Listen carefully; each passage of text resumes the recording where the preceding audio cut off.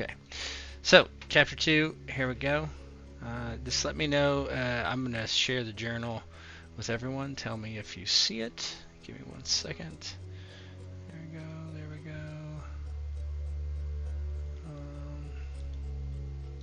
That's not what I want. Sorry. Here we go. Nope, that's definitely not what I want. What the hell? Oh, there we go. Alright. Let's show players. Show everyone. I can see it. Yep. Good. The reason for adventure is different for everyone. But adventure has found them all. And it began like so. Dexter Wellborn was waiting. Spectacles, nerves, and the kind of hunger that lives in books. He had come to the Stormlands looking for specific artifacts tied to the lost, the half-remembered elves of rumour and older ruins. Cinderheart, aged elf of Drathuriel, knew only the stories, and even those were thin, just whispers that the oldest works in the Stormlands might belong to that vanished people. Yusan Stonebreaker had his own reason for being there. A cast-out Osai, one with power and not enough control yet to be welcomed home.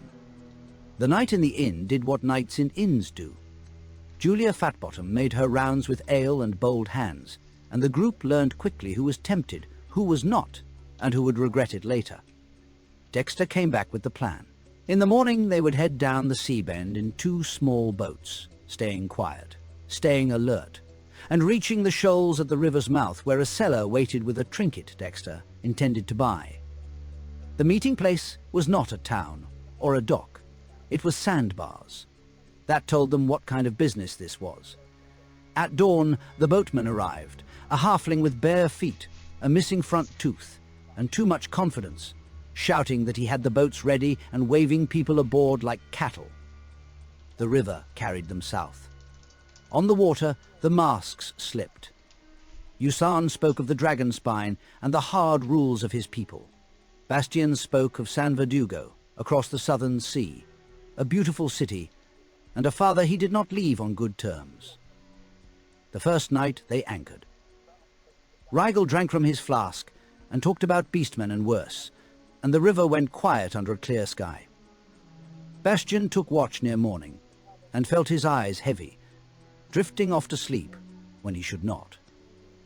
Jenny caught him asleep and bought his silence with a debt, a favour owed down the road. Day 2 tightened, the river narrowed, the current turned wrong and slowed them. Then the arrows came. A first splash beside the boat, horned shapes on the bank, crude bows lofting shots high and far. Conrad took hits, armour doing what armour does. Cinderheart caught a glancing wound.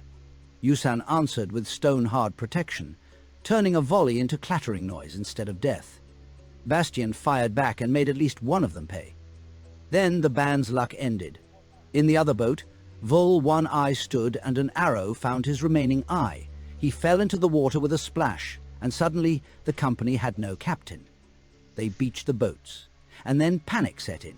Tom claimed command of the company. Jenny backed him. Gazad disputed it. The argument turned sharp, the kind that ends with steel when no one wants to blink first. That is where things stood. Early afternoon, wounded, shaken, and stranded on the riverbank with the shoals still ahead. Dexter's deal still waiting, beastmen proven real, and Vol One Eye dead behind them. And, somewhere in the middle of that, a small thing that suddenly matters a great deal, Bastian's favour, owed to Jenny, ready to be called in when the question becomes simple. Who leads now? And will they stay the course and finish their contract? So, that's what happened last session. Basically, everyone is, well, Ginny, Tom, and Gazad are arguing. They've kind of taken a break arguing just for the moment, kind of getting their bearings. And Dexter kind of, he comes forth and he says, Friends, we don't need to decide this now. We have just survived an attack, and here we are. We're going to be late for our meeting. We should press on if possible. And I'll leave it up to you guys to respond first. Yusan is kind of glistening with sweat as he kind of finishes pulling some reeds over the boats that they pulled up the shore, and he kind of looks across the river as the sun kind of climbs overhead. I am sorry, but I think this quest is over. We can go no further on boat. There are enemies on the further shore. You have a contract with me to protect me while I do this deal. Someone's death is not important, quite frankly. There's nothing in the contract that states that you don't have to continue. Fine. I've protected many a lass while they sat on their duff, and I shall sit here with you in the reeds. And Yusan just plops down. There, you are protected. No, while I make the deal, that is the contract you agreed to. Very well. I agree. I'll protect you. Well then, we should get on the boats and get moving. Kind of Gazad, Jenny, and Thom are grumbling a bit.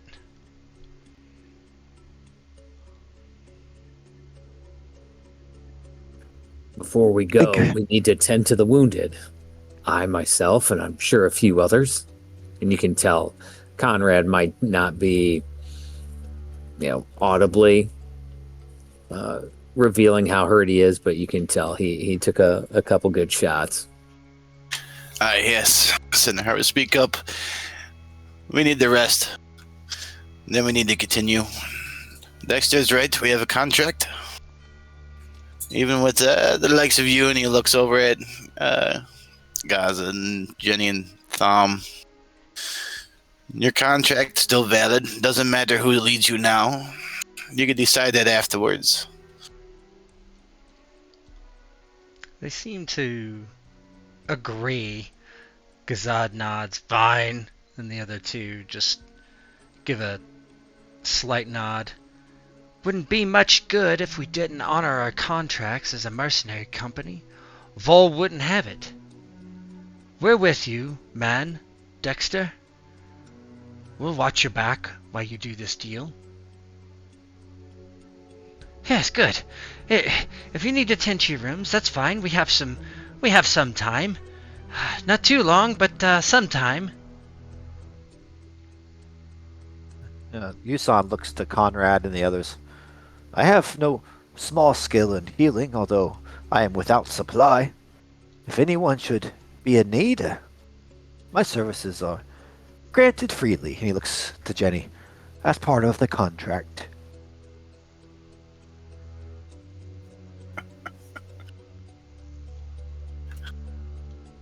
I look at Conrad. Well, looks like he'd be able to help take care of you. I don't know what we could find for herbs and stuff around here, and I also don't know much about herbs. Yusan kind of looks over the flat lands. My eyes do not help me here, nor my small number of years. Back home we would use a herb called sheepsbane and henflower. But such things only grow in the tall crags of the mountains. Not here in this pitiful green place.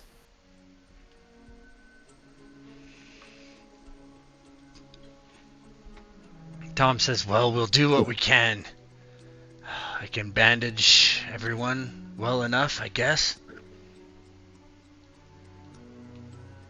So you can Think you can rest for a stretch, if that's what you want to do. Basically, there's a button there. on each of your sheets, probably. Yep. Yeah. So for one stretch, it oh, recovers yeah. 0 hit points, 5 willpower. Okay. Nice. And 1 condition. Yeah, so now I think my healing can help somebody gain additional HP if they need it. Where's that located? To the stretch rest under utility, or which one? It's It's right under willpower point. Yeah, it's the one with the bed. Or I'm sorry, it's the one with the Person. Yeah, the person. Stretch. With the Stretch second R's one for doing over. stretch. Yeah. It goes round, Stretch. stretch. Whoops, so sorry, I did round for you, Yusin. I didn't mean to. Can you give yourself one less willpower point? Yeah, if you're not hurt, it won't do There you go. anything. So, okay, so everybody kind of, Cinderheart, did you do it? Yeah, you did it. Okay. Yeah. All right, so everybody takes a load off. How with your healing skill is that how? Yeah, I think it's successful. It adds like an extra d6. I'd have to look in the book again. Let me look. Let's see, during a stretch rest. Healing. Skills. Skill. Hang on, healing is useful. There's an area.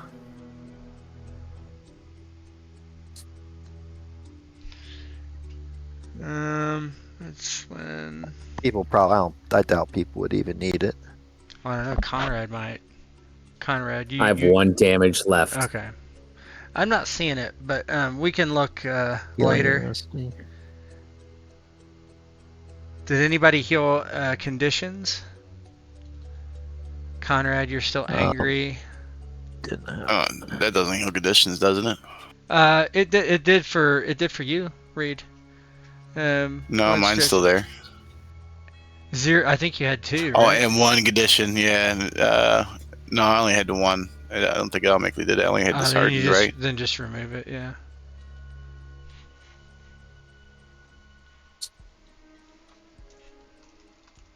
Bastion is still looking over at Vol One Eye's corpse. And did anybody loot his body? It went into the water. Okay. No, you recovered it, but they didn't let you loot it. Remember? Yeah, You tried. Yeah, and that's and right. the dwarf stuck his crossbow in the back of your head.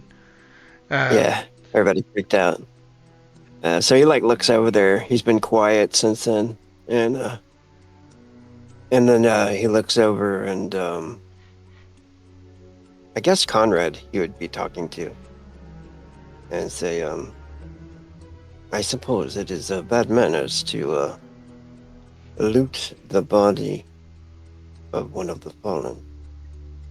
Is that how it is in this land?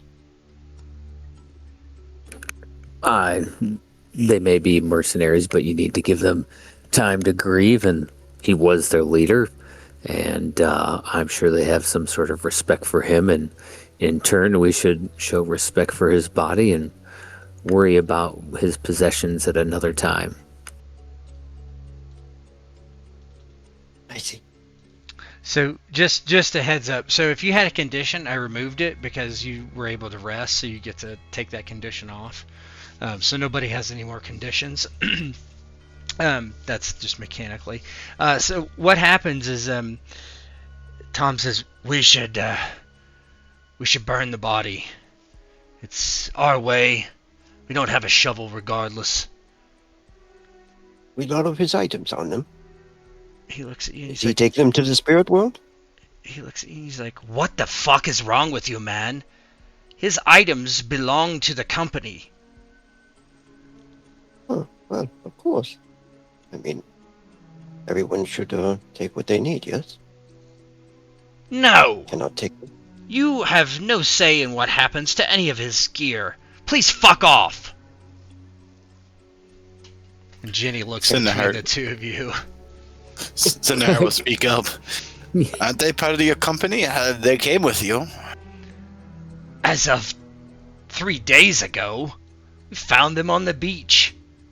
I'm thinking that maybe we should have just taken them in chains and tried to sell them the way this one's acting.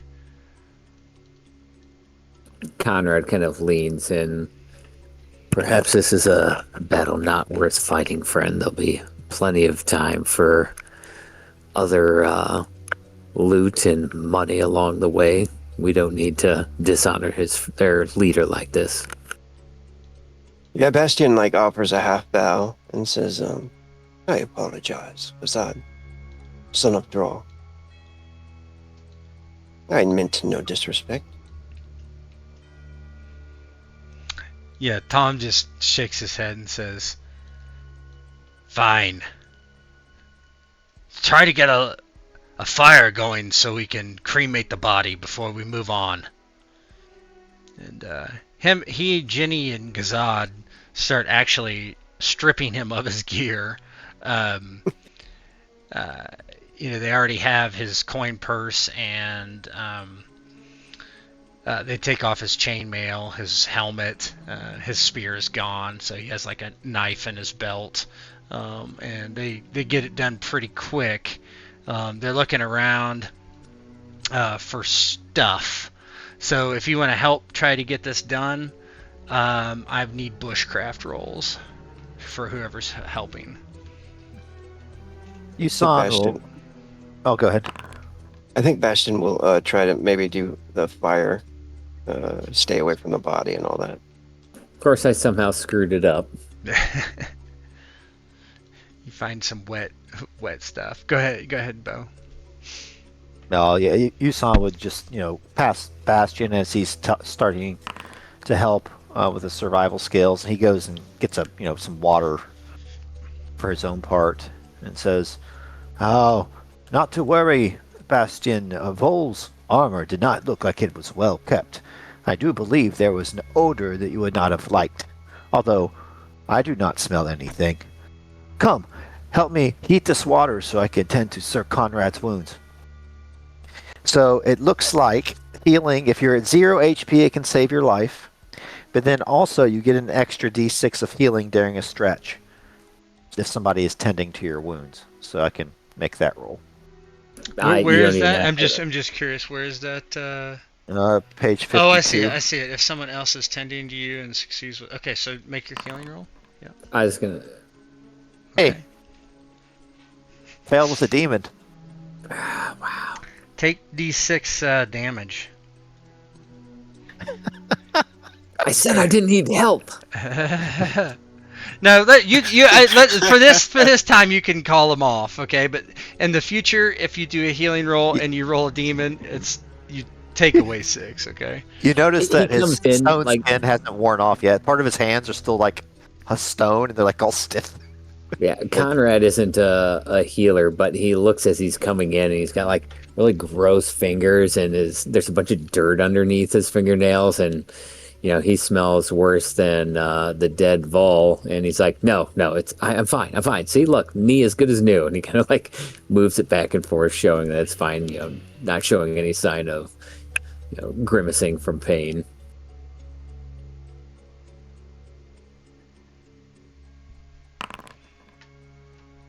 Bastion's over there failing at making a fire.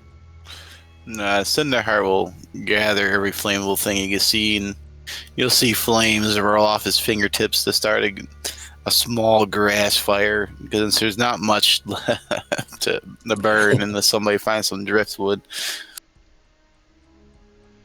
Yeah, But he'll Conrad maintain is- the grass fire as long as he needs to. Conrad is focused too much on Yusan not touching him to be able to have any help and find something some sort of tinder or flammable, items for the pyre.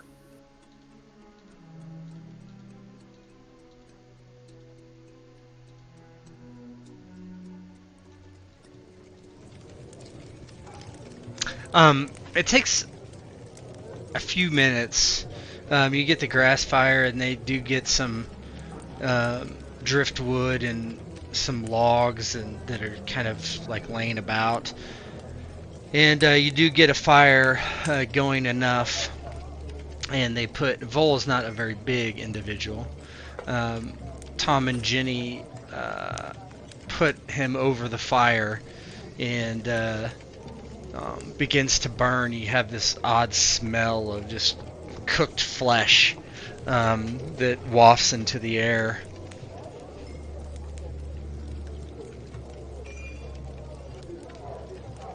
And Dexter says, "Are we done? Are we done? Can we get moving?" And Rigel, which is not on the screen for some reason, get him back out there. Says, yes, we can go anytime. Are you all ready? Should someone say some words or something? Conrad steps up and he goes, "I'll speak for him," and kind of pulls out one of his holy symbols or relics representing his religion and kind of recites a prayer of honoring the dead for the deeds and the things they did in their life that made them worth remembering, and finishes it with maybe a movement of the hand signifying his deity before nodding to everyone else. Yes, very inspiring, Dexter says. Yusan is doing his best to meditate, just, on the edge of the firelight. But he kind of alternates from looking very serene and peaceful to very, involved in inner conflict. And you might think that he's battling with his own mind, but really what he's battling with is that smell of that whatever's roasting on that fire. And he finally shakes his head and gets up. I'm a man of great appetites. What do the gods expect me to do? And he comes over and kind of looks to everybody, and unless anybody stops him, we'll try to take some of the meat. Yeah. Conrad will definitely snatch his hand out and grab his wrist and be like, "What in God's name are you doing?" We have My rations, Thom says. Rations would not fill a belly such as mine. It grumbles like the mountains. The earth groans, as does my gut.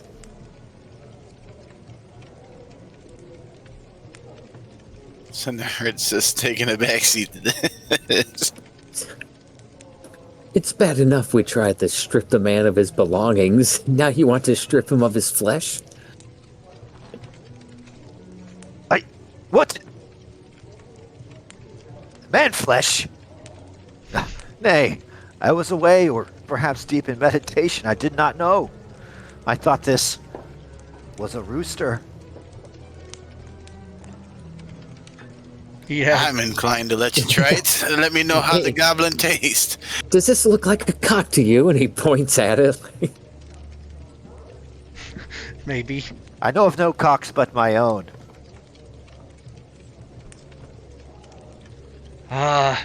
Well, we do have rations, so pass them out, would you? And Rigel gets them out of the boat and starts. It's like salted beef and bread. It's like a day old, so it's not bad. I thought I wrote down how much rations you have, but I did not. I guess it's not gonna matter for this trip, but. The reason I'm doing this because I have gluttonous weakness, so I think I'd probably selfishly take more than was my fair share. You guys can roleplay that's however fine. you would like. Yeah. Yeah. I don't think that anybody that sees, at least for the mercenary company, care, because they don't expect to be on the road very long. And you had ample rations. I can't find where I wrote it down, but it's not that important for this trip. But yeah, I don't know how the others would see it, but. Yeah.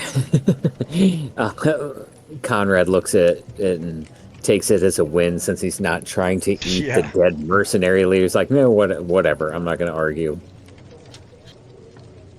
Bastion takes off his hat and says, well, farewell. We do not plan on seeing you anytime soon. Puts his hat back on. Okay, so I did find you had 22 rations. Rations are good for, I believe, a full day, and you have consumed 10 of them at this meal.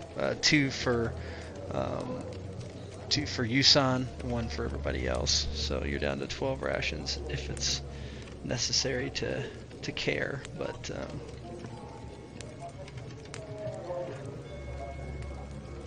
Okay. We're down to 24. Is 12, that what it was? 12. Well, You're basically down to one ration per day, per person. So There's 7 of you.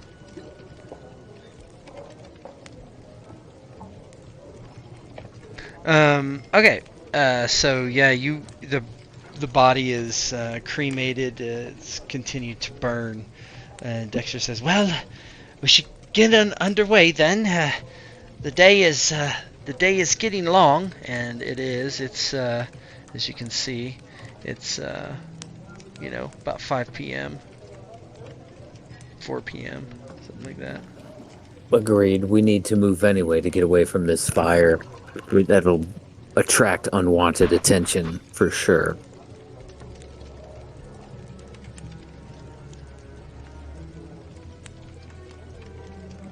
Rigel No time like the present. Rigel just heads up, to the boats and starts getting them ready. Good, sorry. stamp out the fire as needed.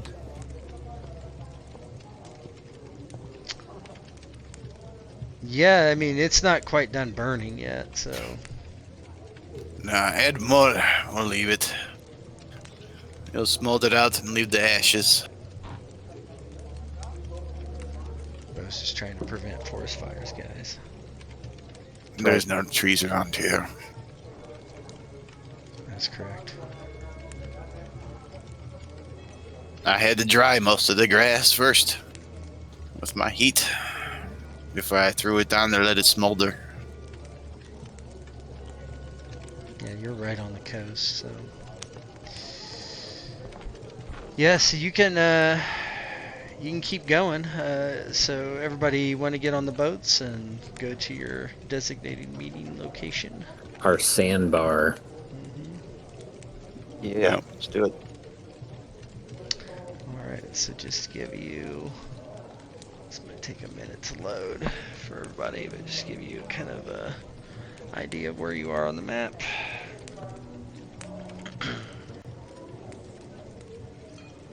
The map's huge, so it's taking a minute. Okay, so you guys are down this way.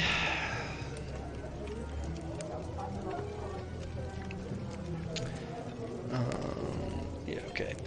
So you see where you are?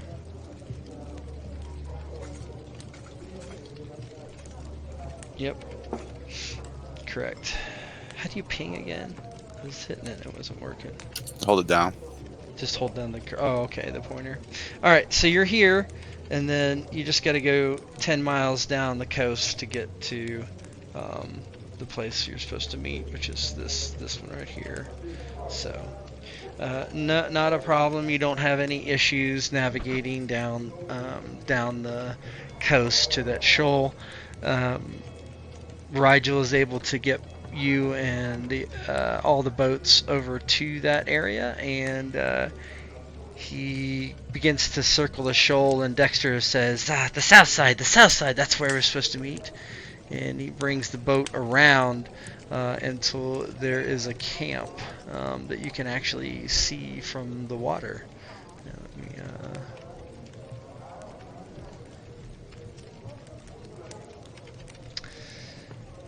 So the boats turn around and come upon this shoal, and you see the mainland in the distance, not far away, and the hills in the background.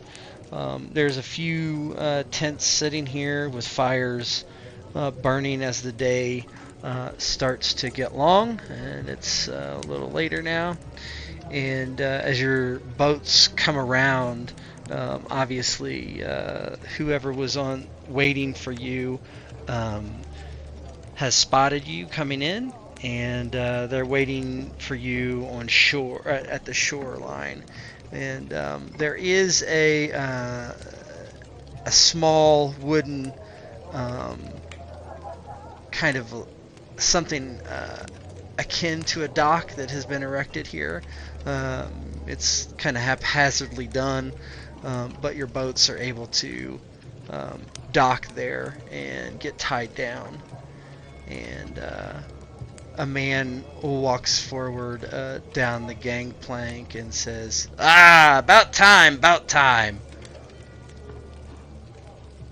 And Dexter says, oh, goodness, you're cut crow's foot, yes? I am. Yes, cut crow's foot. Yes. Well, what have you got for me? We're supposed to do a deal, huh? He says, yes. Come everyone, let's go ashore.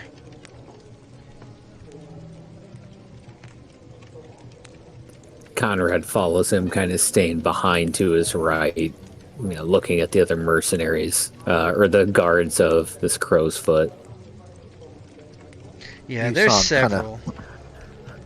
Leans on his staff as he exits the boat or steps ashore, then kind of attaches it to his back and walks into the mercenary camp, surveying the region. Cinderheart will get off the boat. He'll kind of make himself a little space between the main group and him, knowing that if he has to react, he needs space. Yeah, Bastion, kind of hand close to the hilt, walking, and just paying a lot of attention to their surroundings, being wary. This is the meeting place, so this is probably where danger might lie. Come, friends, we have ale, we have food. I am in need of the company of a woman and a bath. Do you have those? No woman here, unfortunately. There's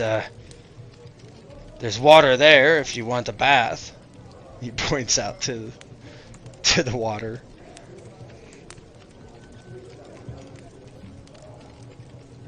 Yusan just kind of shakes his head and looks. I will forego the bath for this time. He goes, that's too bad. Anyway, come on in.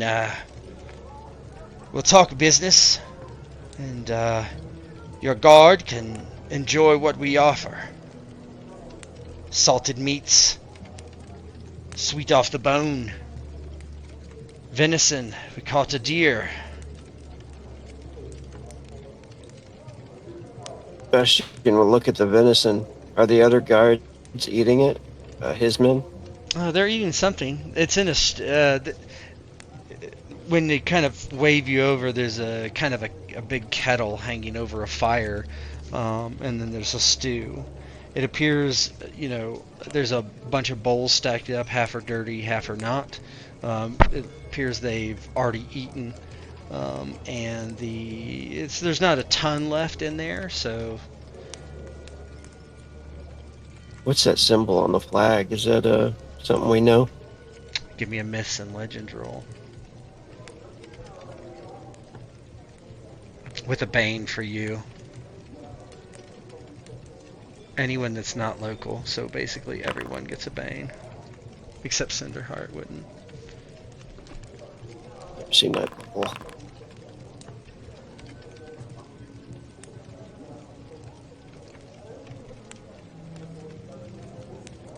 Yeah, Cinderheart. So Cinderheart does recognize it vaguely, and he heard the name Cut Crow's Foot, and it kind of rung a bell, but he wasn't exactly sure until he looked up at that banner that's flapping. And Cut Crow's Foot is a fairly notorious mercenary leader in the area, so you got a 7, and he he's an active mercenary captain in this area. They say that he's very kind of like a larger than life character, particularly around all the rivers and such. He's very well known, and the reason Cinderheart knows him so well is that he is from a elven holding Lathandir, which split off from Drathuriel, which is where he is from, and he kind of abandoned the elvish lifestyle and went on to become this kind of pirate mercenary captain.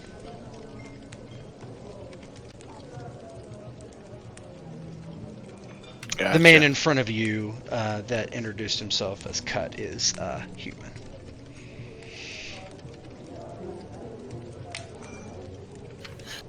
So would you know if he was the kind of group of overall as trustworthy as in their deals, or? Yeah. There's nothing. There's nothing that said that he's a basically one to go back on his contract. A lot of these mercenary companies are very, very strict about following the contracts and the actual deals that they make, because they won't get hired again. And he's one of those kind of people. Now, he privateers on the side, but if he's in a contract with Dexter, it would be unlikely you would believe that he would actually betray that deal. Gotcha. Yes, in the heart, look around. You can relax a little bit, men. You know these people. Honor among thieves, is it? They're pirates, mercenaries. If there is a deal, it is usually honored. What's the whisper command? Hey Sam, I'm gonna send you a DM real quick. Just do it that way. All right.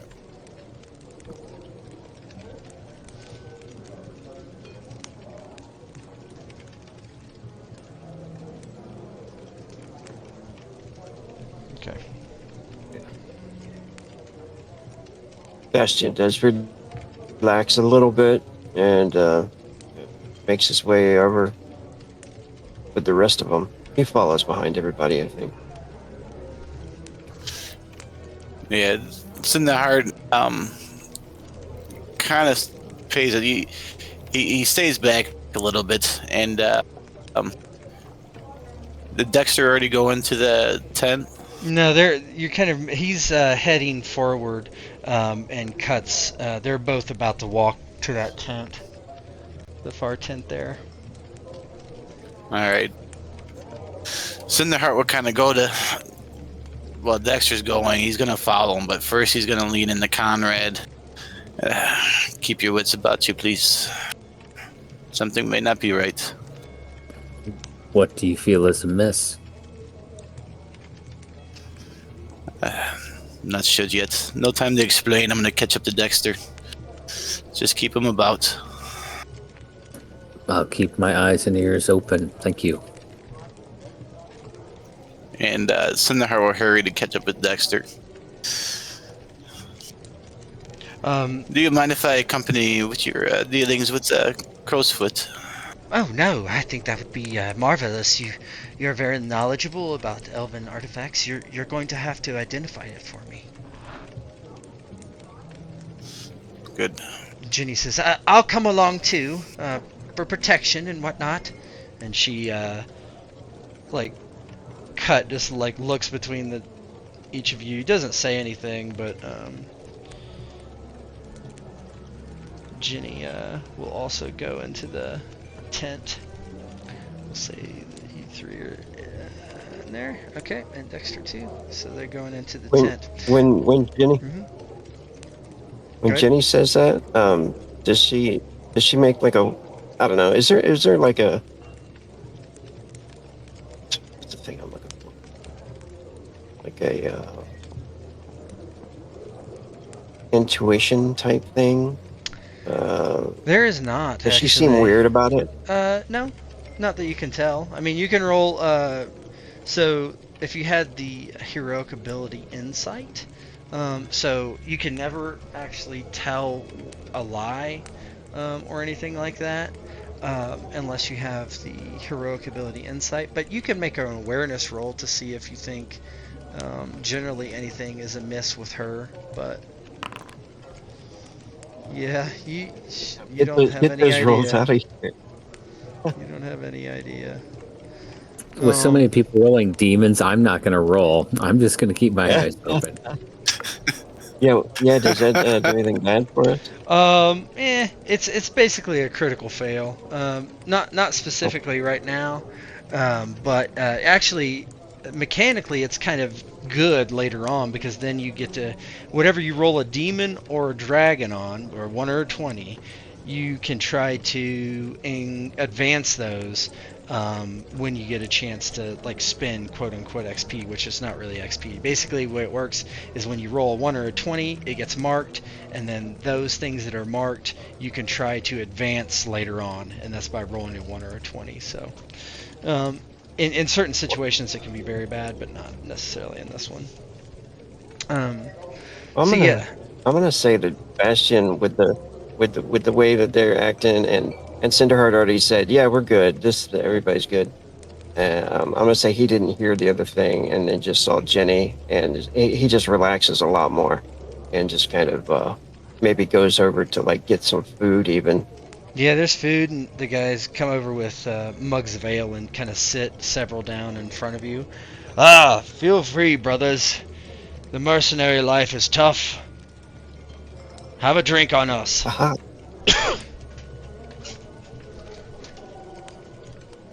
Many thanks, my friend. Don't mind if I do. As Bastion takes it and drinks, Conrad asks, "How long have you been up and down these rivers and on this sandbar?" Oh, we've been here a few days. Not too long. Up and down the rivers, yes. We came down the sea bend. Have you been with Crow's Foot long? Oh, not too long. A couple months. For me. Oh, yeah, me too. A couple months. The other one says. You see, like, you get a quick count of the people around in the camp, and there's seven of them besides Crowsfoot.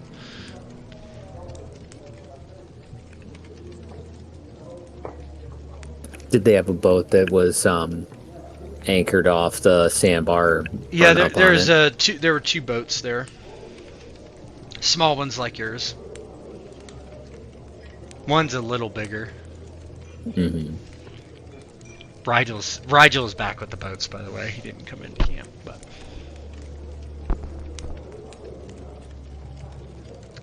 Anything you three want to do out here before I move into the tent? Conrad's just going to engage in kind of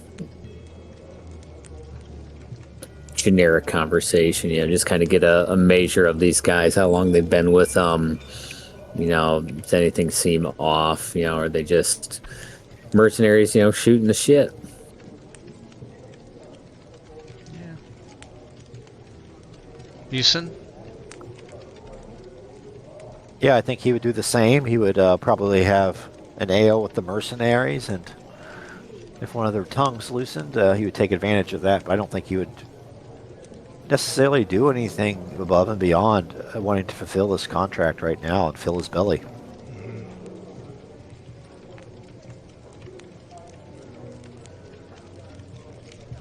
Yeah. Yeah, Bastion's just kind of relaxed and wanting to learn about them, I guess. Same thing. Okay.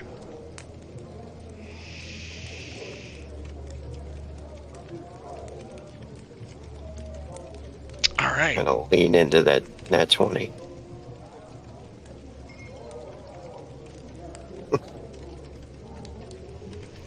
Yeah, getting those nat 20s. Yeah, so inside the tent, there's a table that has been set up with several chairs. Cut sits down, waves for the three of you to sit down. And he says, well, here we are.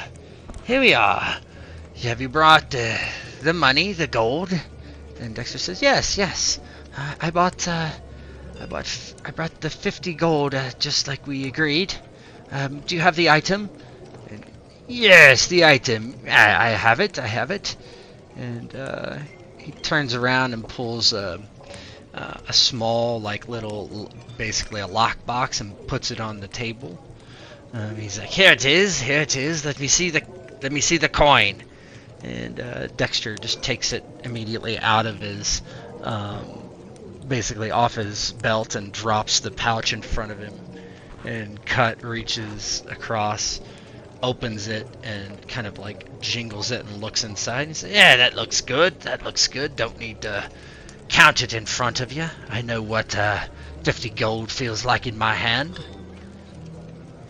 And Dexter says, "May I?" And he takes the box and looks inside.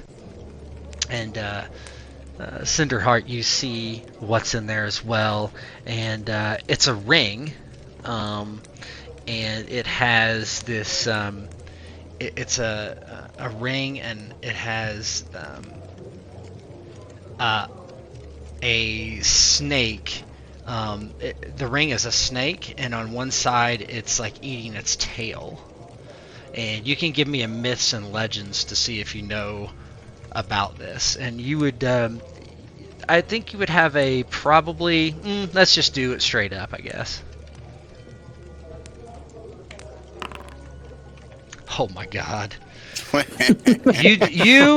believe that it. You believe. Wait. Yeah, go ahead. You can't push a demon. I got a second trick up my sleeve for it. No, Okay. I know. Yeah, but I'm gonna sense magic on it. Oh yeah, you can do that.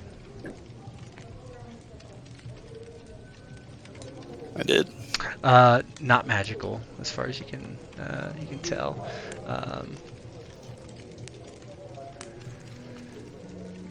Oh, this is So, wonderful. and Cinderheart looking at it, not recognizing it. However, when he does the sense magic on it, well, he does. I think the sense magic kind of just goes overall, right? Yeah. Mm-hmm. And he looks at it, and he say, "Looks like a plain ring to me. What's it supposed to do?" To do? Oh, Cinderheart. It's just it's an heirloom of the lost, the original elves of this land. I do not know that it would be magical necessarily.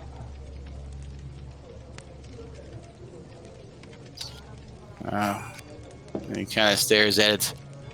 Well, the reason why I question some things is I've heard many stories about the Crossfoot here, and he'll look over at him. A man of many legends. And Heard of me? That's interesting. Kind of look down and up at that Cut. And yeah, you kind of made a name for yourself. It's kind of nice to know that at some point, you kind of look, at some point that you replaced him. What? That replaced him? Whatever do you mean? That is silly. Silly. But see, we've come from the same area. And you don't look like you come from where I live, or used to live, or visited. See, we have a very don't know what you're talking thing in about. common. Your ears. They're human. My? Crowsfoot was an elf. That is preposterous.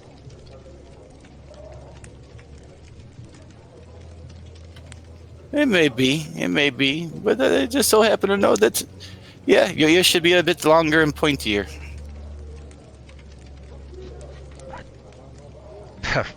Dexter said, but this is... are you... What are you saying, Cinderheart?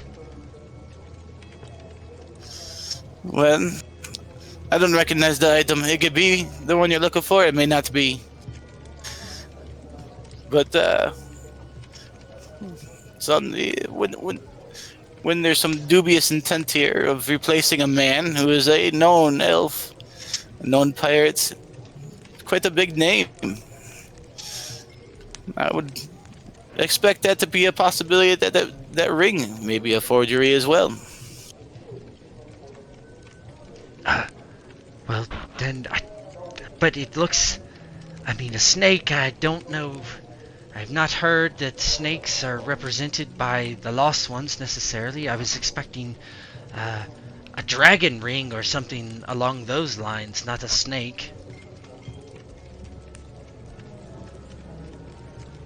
Well, a human wouldn't know that either. That's why it's a snake and not a dragon. So, Mr. Crow's Foot, what happened to the real Crow's Foot? Don't know what you're talking about, and I don't much like your attitude.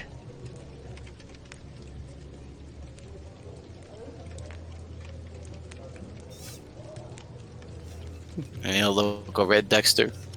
Yeah, the call is yours. I can't vouch for it, but I could definitely vouch for this man not being who he says he is. So this is what it looks like, just so you know. You see that? The ring? Yep. Yep. Yes. Yeah, that's what the ring looks like. Cuts his... Dexter, well, if my man here, who is knowledgeable in these things, say that this is not the real McCoy, then it's not the real McCoy.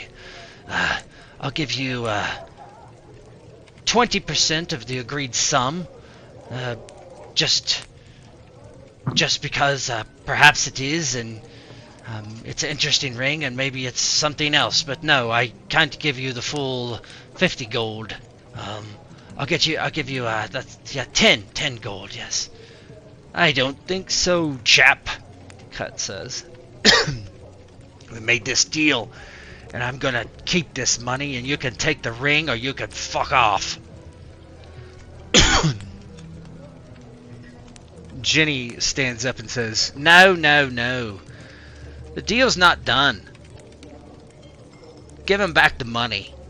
And he just puts the purse on his belt and says, Boys! And outside, whoever drank ale, I believe that's Yusin and Bastion, go ahead and make some con rolls. You might, yeah.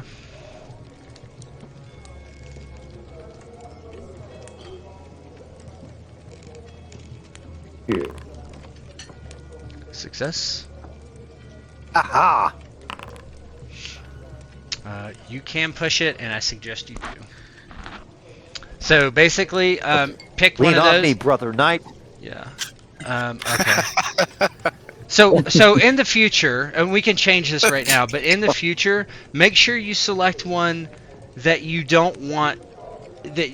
Basically, okay. So what happens is when you push a roll, when you push a roll, everything that is under that attribute is at disadvantage. So we can switch it from strength to like something else, but just keep that in mind in the future. Okay. So which one would you like to switch it to? Because I don't think you want it on strength.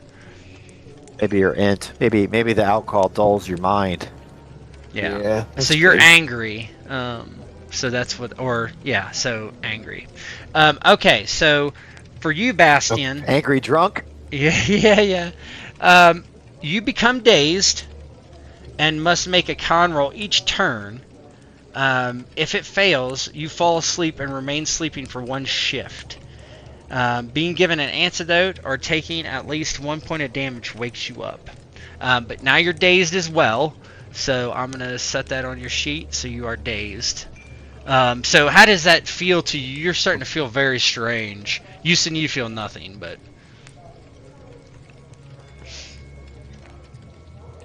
Yeah. He's happy at first, just drinking and listening to the stories and stuff. And then starts to feel a little wavering. And he looks down at the drink and starts to look deeply into the ale moment. And then he starts to look at everybody else as it takes him a while to get what's going on, as he starts to see double of the others, and they're laughing, and he can see trails from their faces, and he throws it on the ground and stands up, kind of angry that his hosts have poisoned his drink. Says, What the hell is this? And at that time, you hear It's not very good, but it gets the job done. you hear somebody from the tent say, "Boys, get them!" You know, essentially. And let me. Oh, I don't understand why it's doing this. Like I say, activate on a scene, and it brings up the wrong scene. I don't get it. Okay, so let me kind of fix this to where you are. So right there. Jenny is with you guys here. Cinderheart here. There's no other people in the tent. I'll put them where they're supposed to be in a second. And then Vol's dead. And Dexter's here. Okay. We're gonna say that. So you've been hanging out with a couple guys. Here. Here. Here. Here. Okay. So this happens. We're gonna roll initiative. Let me get the combat track going. Alright. So, alright. Go ahead and draw your cards. And I'll draw it for all the NPCs. So switch over to the combat tracker and then start drawing your cards. Yep.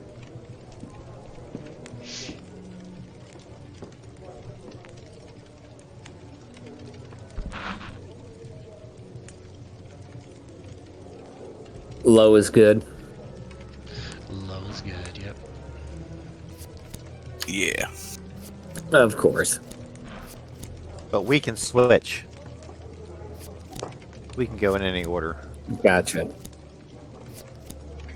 And if they had, what is it, ferocity, these guys are all NPCs and not monsters. So, but if they did have a ferocity score, they might go twice. Okay, Cinderheart, you are up first. Yeah, as soon as Cut stands up and yells, "Boys," Cinderheart's going to cast Pillar where he's standing. But do remember, it's kind of like in the Star Wars FFG. Like if for some reason we wanted to flip around, we could always do that. Burn the phony. I don't know if if it's safe to cast Fireball. You're in a tent, remember. It's too. a good So way I'm to gonna get make 'em- out. But Pillar will give me. Well, let me see.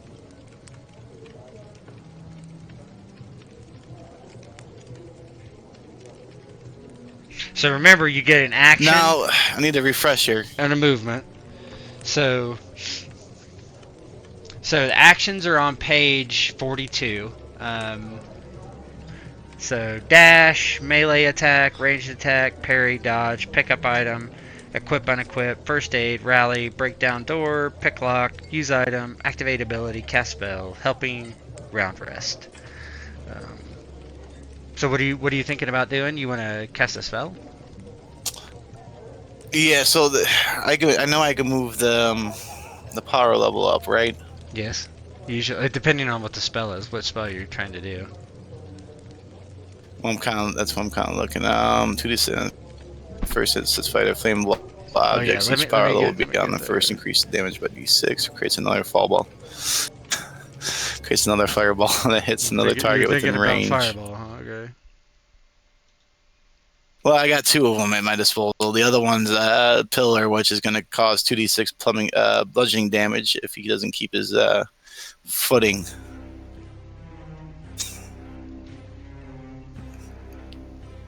For each additional power level, the height of the pillar increases by 3 meters, which can mean falling damage to anybody who falls off. So I can put him up like 6 meters off of level 2, right? And For pillar? yeah, and which will create like falling damage. I gotta look. D6 is a bludgeoning damage equal to half of the height of the fall in meters. Fall less than 2 meters inflicts no damage, so raises a pillar 3 meters high and 1 meter wide from the ground or a stone floor. If someone is standing in that spot, the victim must make an acrobatics roll to avoid falling off the pillar. If the pillar is created under a low ceiling, which it's not, so for additional power level, Yeah, it's a 10. Pillar. Yeah. So 10 meters, and then whatever the falling damage is, we can look. You can just see if it's successful first, if that's what you want to do. But yeah. Well, that's what I was.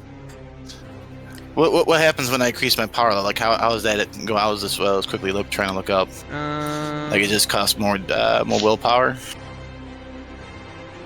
It does, but hold on 1 second. Look, it's been a minute.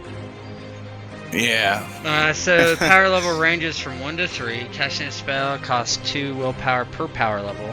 In other words, normal spells always cost 2 willpower, and magic tricks always cost 1. So you lost. I don't.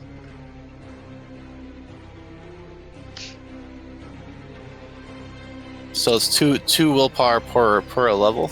Yes, that is true. Yes. Yep. But the question is, on pillar, it doesn't say anything about power levels, does it? It's for each additional power level, it just gets taller. Yeah, there you go. Yeah. It gets 3 meters, right? Every level. 10 meters every level, so you get it up to 20 meters. 20, So- well, plus the 3. What's the plus the 3? You mean? No, because it goes up 3 Wait, does that include the 3 from the? Oh, Or I it just see. goes up Oh, I 20? see. It's 3 meters high and 1 meter wide. Okay, so Yeah. for each additional power level, height a pillar increases 3 meters, so it'd be 6 meters if you did second. And What's 9 falling meters. damage? Yeah, I'm gonna look at that. Page 53. Page 53 says falling. D6 for every half meter. Half the height No. of the fall. So it would be falling on a hard surface inflicts 3 number of meters. d6 is 3D, it'd be bludgeoning 3d6. equal to half. Yeah, so if you went 2, yeah, And if I went 3, it'd be. half of 9. So I think it's rounded up, so 4, or rounded up, or it's 4 or 5. It's rounded up, so 5d6. yeah, so it's 5. It'd be 5d6. Okay. And then fireball just sets fire to flame on each power level beyond first increased damage by d6. Or alright, so I could do a d6 guaranteed damage without any worry about acrobatics. So I'll hold off and I'll fireball them, and we'll do it at a You need to roll. You need to roll your skill though. Right, you need to roll your. I have to say level. Ask what level Elementalism. first. Okay. You have to say what power level it is first, because if you miss, you're going to be like, oh, it was only at level 1, I was Yeah. casting it. Yeah. Yeah. Which one do you want? So I'm gonna guess I'm gonna do it at 3. Okay, so We'll see how. that's 6 willpower. 6 willpower.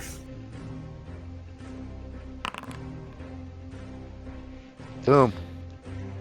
That's going to be some big damage. Okay, that's a hit. So, it's straight up fireball, right? So Yep. 2d6 on a hit, so by d6, so it's 46. I think the fireball inflicts 2d6 on a hit and sets fire to flammable objects. Each power level beyond the first increases by d6 or creates another fireball. What's magic based off of? 4d6. And Yeah, why are you doing? Maybe- You already I'm gonna succeeded. push. Oh, you already succeeded. But you roll. yeah. Okay, that's fine. Don't worry about that. Just roll the damage for it because you succeeded.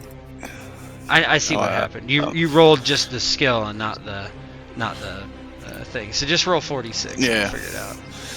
Gotcha. That's why I was wondering. I'm like, I gotta roll the skill first. Yeah. I mean, typically you would, yes, but yeah, just roll 46. So he takes 10 damage. So let me set that on him. out. Hang on. Okay.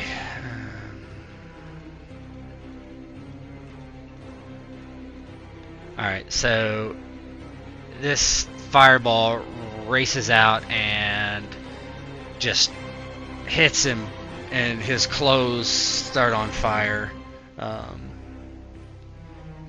And do you want to do a movement action?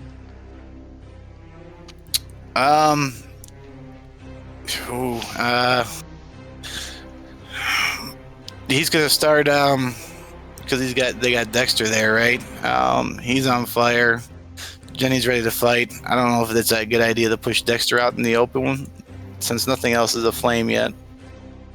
And there's not a lot of room to maneuver, right? So like, he doesn't want to leave Dexter open to any attacks.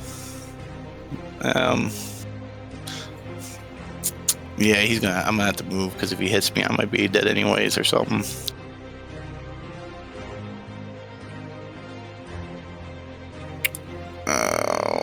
He'll move towards the opening of the tent. There might be an attack of opportunity, so That's what I was wondering too. What? Yeah, no, he's just gonna stay there. That's it.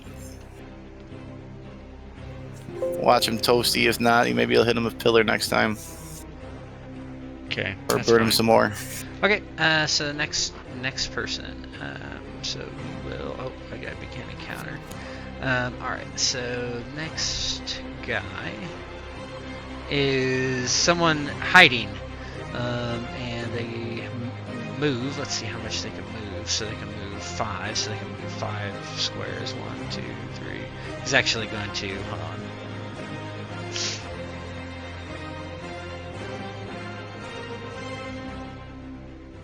He's gonna dash, so he can move 1,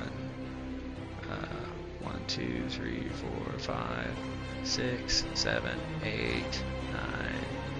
Right there. So you see this guy running, kind of Bastian and Conrad and Yusin. You see another guy kind of just pop up from those trees over to the right. You're wondering if there's more guys over there. And it is Bastian's turn. You need to make a con roll.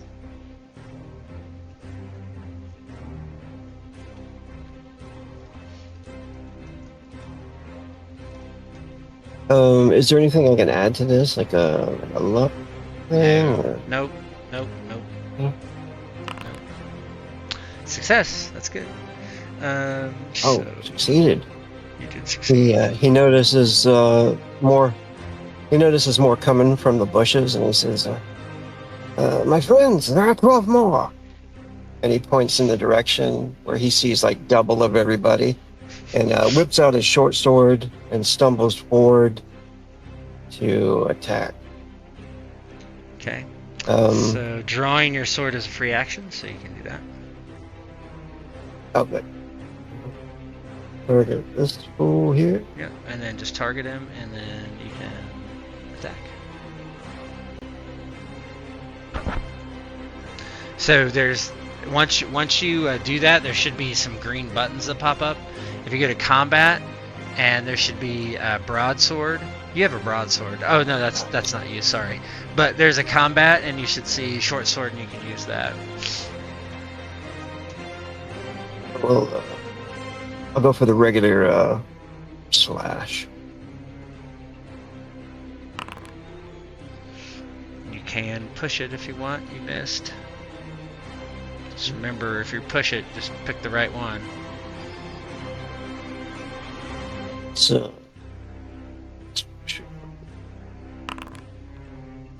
Okay, that did hit.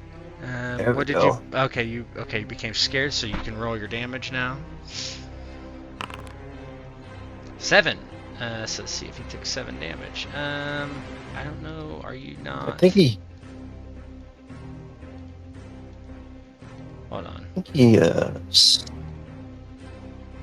was So you have a bonus D4. Okay, so that's included. So you, okay, so yeah, that was included. Okay, that's good. I don't know if I have to apply the damage on the module, but he takes 7 damage. Does he have armor? He does. He has 2 armor, so he takes 5 damage. Okay. And would you like to do any movement actions?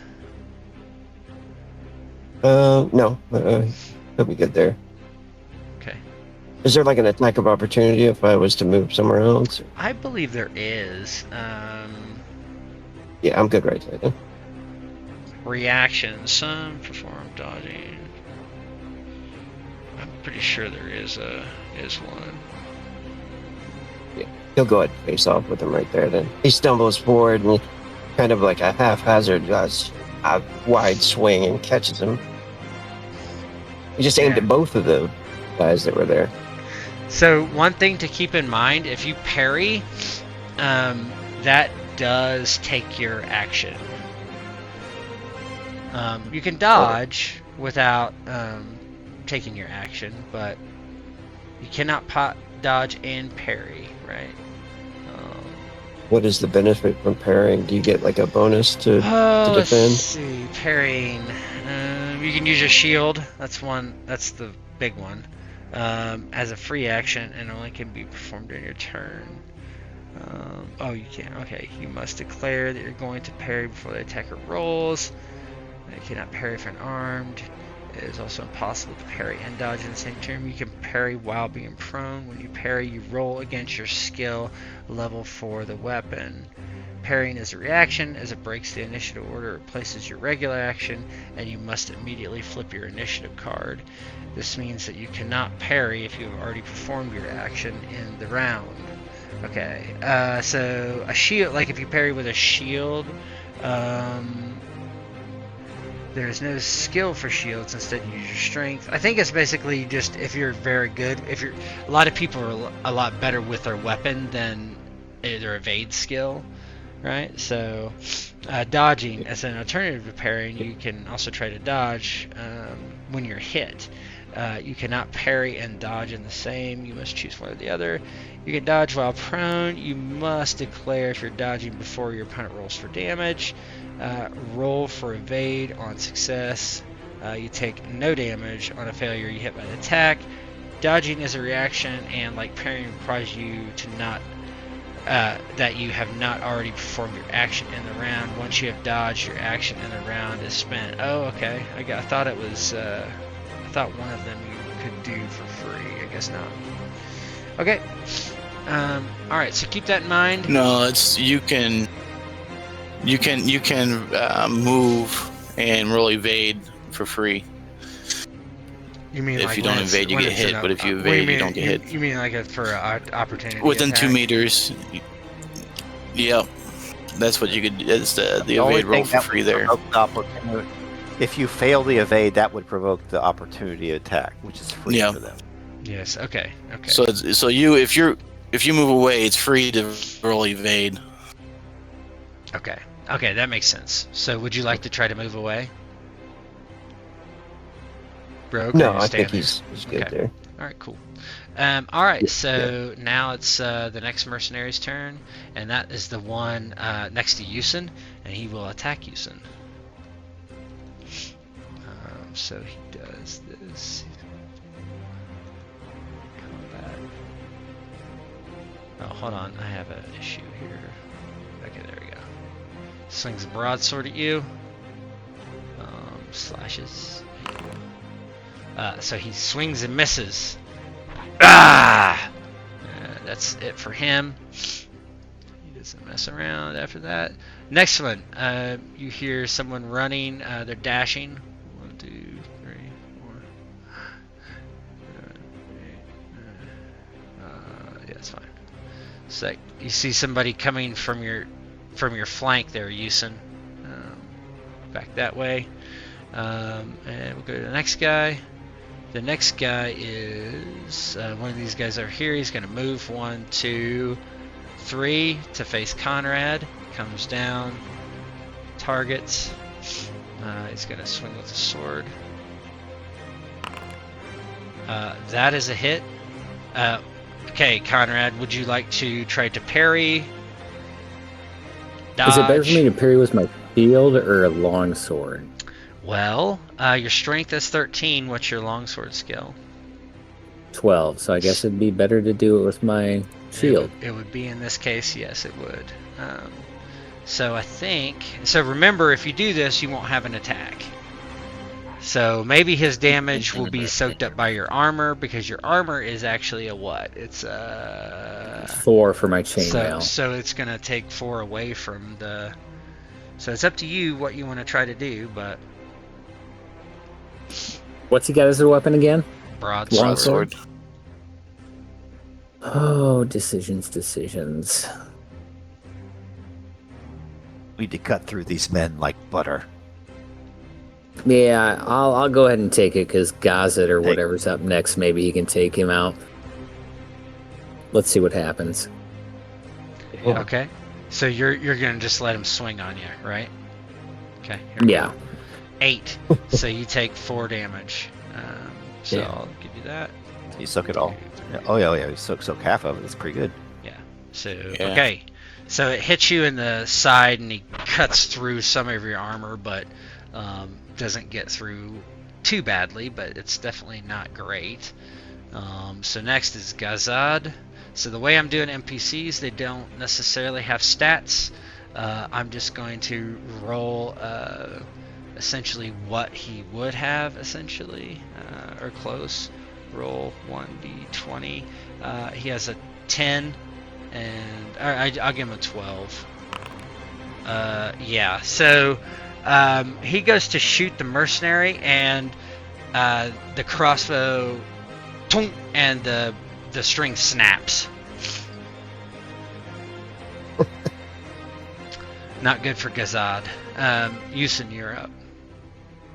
Yusin will cast his stone skin at level 2. It's not going to be next turn for some reason. Maybe he has to... That's a fail. I'm gonna push. Okay, great. What the hell? Yeah, so he's very distracted. Let me pick. I meant to pick. Oh, it's Hold on whichever one one was second. Hold on clicked. 1 second. Hold on 1 second. I'm having some issues here. What's going on here? Why is he still in this? Like he is like it's stuck on this guy. I don't understand why.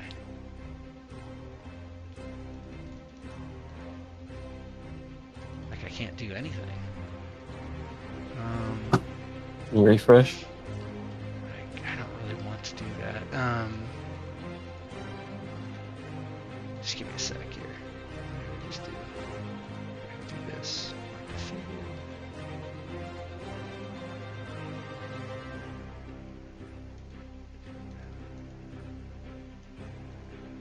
Like I cannot. Do we get keep to our next same turn. initiative? Huh? Do we keep our same initiative? No, you will Every not. round you pick. Do you have to roll something off the sheet? But I can't even open a sheet. Okay, hold on. No, I can't. Oh, I'm not. It's because.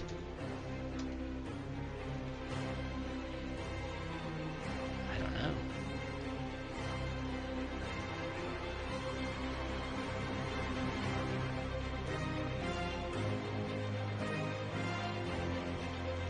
Like I can't do anything. I guess I'll try to read.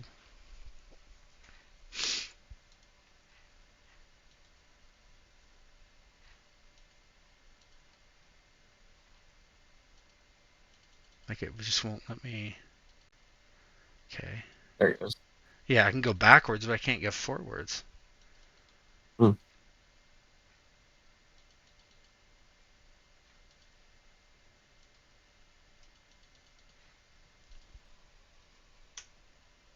Is it have anything with us? I just roll deleted the initiative? token, so go ahead.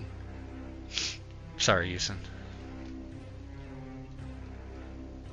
Oh, I failed to get off stone skin, and I'm now disheartened. That's it. Oh, okay. Give me 1 second. Let me put this token back out there. The NPCs don't really attack anyway. Okay, so next mercenary. So this one moves down and is going to attack Bastion.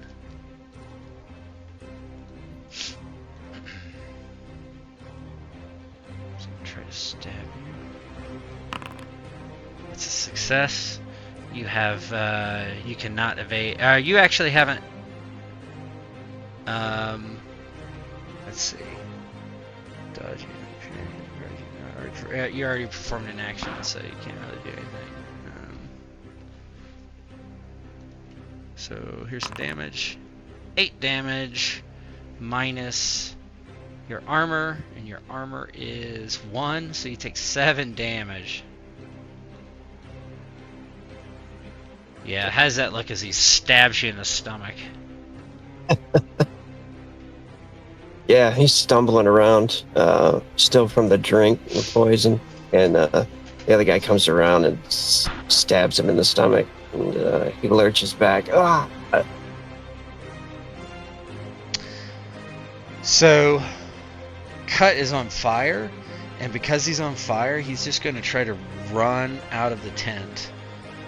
So that allows Cinderheart. You could, so I don't think you have an action, so you can't attack yet, right? You can't attack him, but Jenny can, and I'll just give her a roll. So roll 1d20. That would be a hit. Roll 1d6. We'll say is her weapon. So he takes 3 damage as he runs out.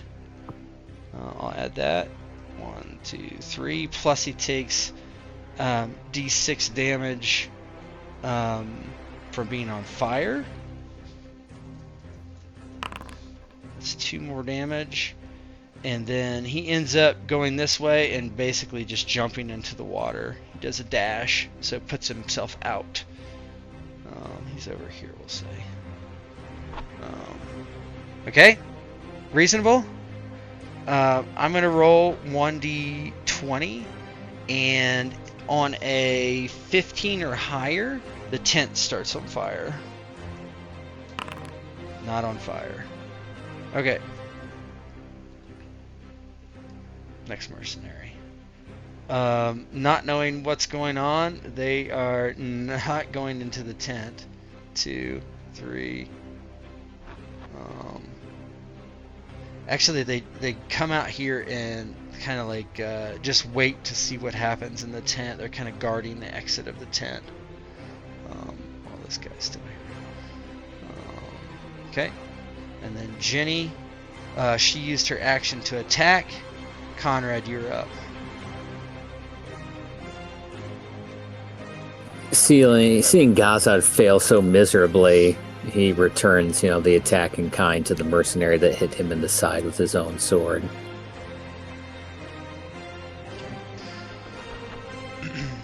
So I targeted him. And then you should see those green buttons. You see one that says combat. Yep. And just do Yep, long sword.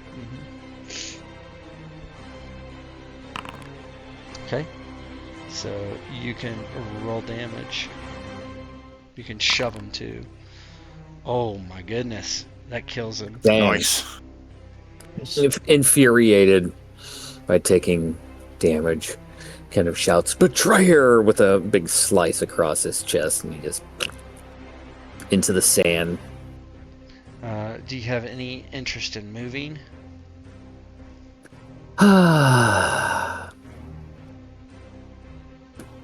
How much can I move? You can move, I think 10, so 5 squares. I think these guys have already went, so. And we re-roll for initiative. Yep, you'll re-roll for initiative, so they can't attack you technically. At least they can still attack if he goes within 2 meters and leaves at 2 meters. But they don't have They don't have an action. It doesn't matter. Oh, okay. I'm gonna go. How do I move him? Just drag him. Left click. You must be on the measurement tool. I must be. Grab so it should be the square top right, or top left, but the rightmost row. There we go. Yeah. I'm gonna move kind of to the right of you, into kind of one each, even though he sees a guy kind of running up along the sandbar towards him from the right. Okay, that's fine. Yep. All right. This one, the mercenary that took the hit, is going to attack Bastion.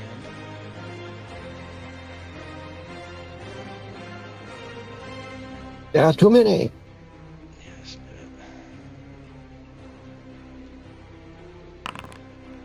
hit. Oh man. I'm dead. You are down to 0 for sure. Okay, hold on one sec.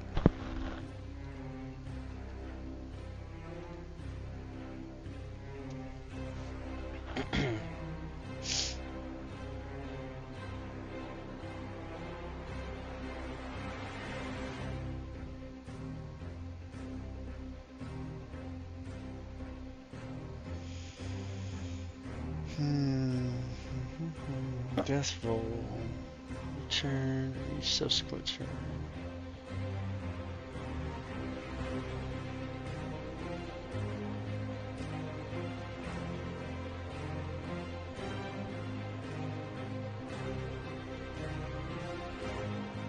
Okay, on your turn, you'll roll con. So you drop to the ground. You can't perform any actions except trying to rally. So, all right. So let's do this. Assign status effects.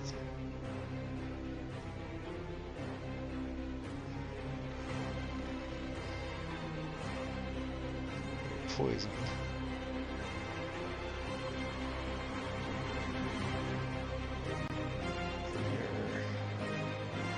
Prone.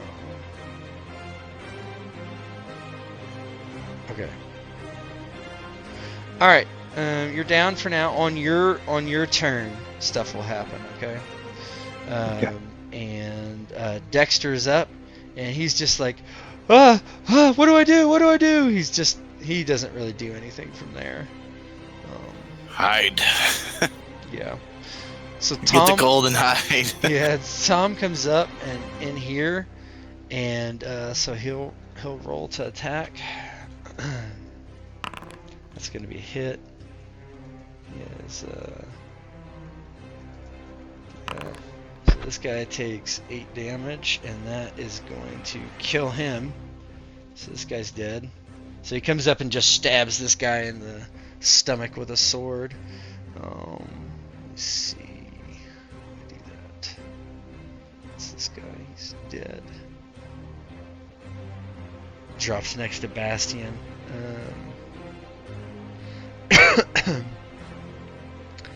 Last mercenary, he comes here and here to block the exit. Not doing anything else. Okay. So that is that. So now we go to the next round. Okay, draw your initiative.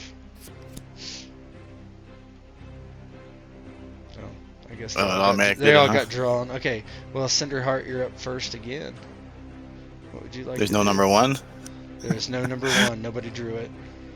Is that true, Tet? Can you switch around orders? Yes, you can. Like, I don't just see like the way to do that. So it is. I just saw it. It's called Flip the Initiative card on page 43. Once you have your you've had your turn in initiative, you can flip the initiative card face down. Oh wait. No, maybe you can't. I don't know that you. I can't find anything. I thought that was Somebody- good, but I think somebody comes with something that you can turn your initiative card and keep the same initiative. I have that. Yeah, it's called a veteran. No, I spend one. thought you could trade, I don't but know. I don't know. it says yes, and it says you can. So waiting, swapping. When your turn comes up, you can choose to wait by swapping your initiative card with another player or monster who has a lower initiative. and it's kind of like doing the See, you can just move down. If You can want. move down. That's basically yes. that. Yeah. That's stupid. Okay, whatever. We knew that. Well, it comes in handy sometimes, but yeah. Yeah. You might want to let like Conrad go before you or something like that. Right. Actually, it looks like all of us are at the top right now, except for Except for the NPCs. Yep. Who cares about NPCs? All right. So, if I do Fireball at a level 2, I should be able to do 2 attack, one attack for each mercenary in front of this door, right? Is there a flap or something? Yeah, there's a flap. Yeah. So, Cinderheart's gonna move the flap out of the way, right? So that way he's not walking out. He doesn't. Yeah. You know what I mean? Like Yep. he's still staying in the tent. Hopefully it's brighter outside than it is inside, so he's kind of obscured, right? He just he knows a man just came running out of this tent on fire, so he wants to keep some intrigue there. And he's going to cast Fireball at the 2 guards standing out there. I'm going to go up a level so I can spread the attack around, and I think that's I believe you can do. So let me see how that reads. yeah. I got to get back to that page. You should be able to look at it on your sheet as well. It doesn't give me any information. It just gives me the roll stuff. I think. Well, yeah. I think there's a way, but anyway, it doesn't matter. Let's see. You're like the head mannequin, the female head mannequin for Quaid when he gets to Mars in Total Recall. He just opens the door. Get ready for a surprise. Yes. So they. So it would be 2d6 on both of them if you. Damage fire, the family each power level, increase damage use or creates another fireball. Yeah. So he's gonna cast So just do your one at fireball. each. Mhm. Yeah. So you're just doing. So you increased it to 2. Yeah. So that's gonna be 4. gonna be 4 willpower, right? Yep. Okay.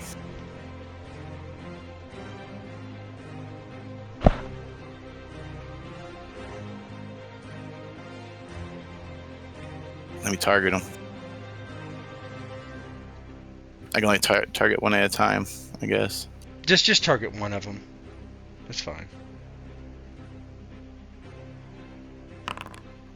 That's a success. So you're gonna roll damage and it'll hit both of them for that damage. 11 and an 11. That kills them both.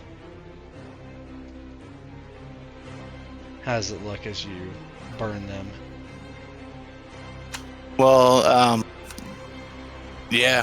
So he as he opens the flap, he kind of moves between, like he moves with purpose inside the tent, like just no reaction, nothing. He just moves forward, grabs the tent, and then puts his hands out and casts the. Jenny and Dexter would be able to hear some slight wording as he throws his fireballs out accurately, and then he'll let the tent flap go down again. Yep. So you moved and you shot your fireball. So killed both those guys. Conrad, you're up. Conrad is going to swing at mercenary number 3. Okay.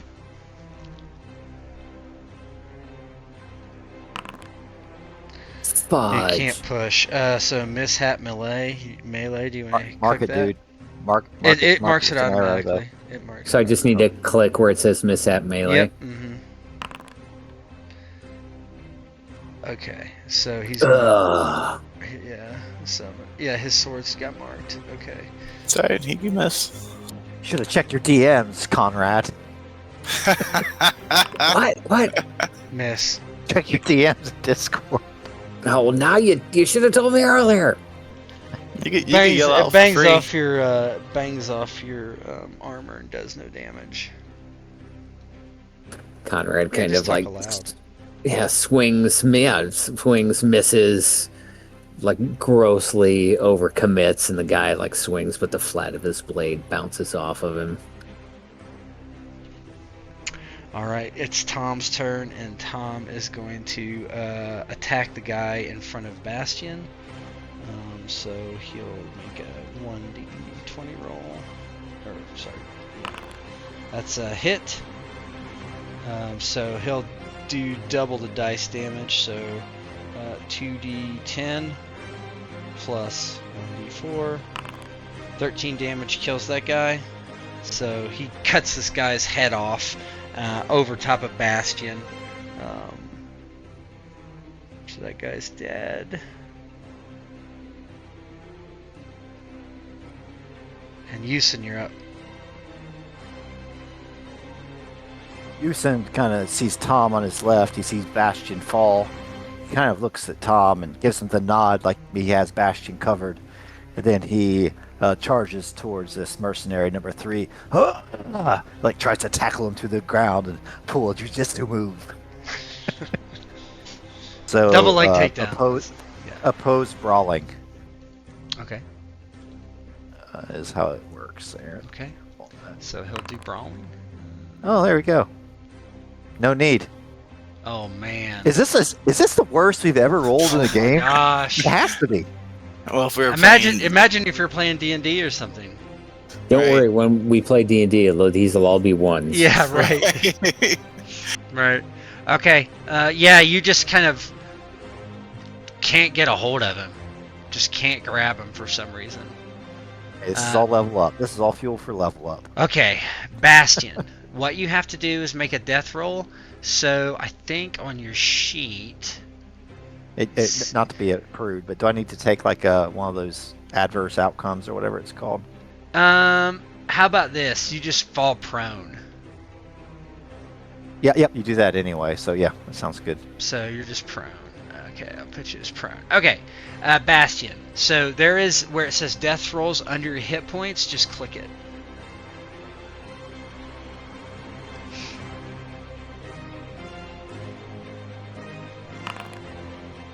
That's a success. So marked 1 success. Now, I think you can try to rally yourself. I'm not 100% sure, but let's see.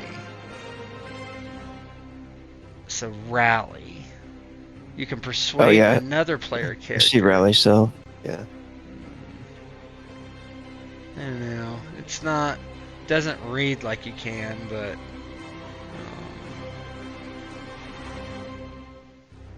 Hold on.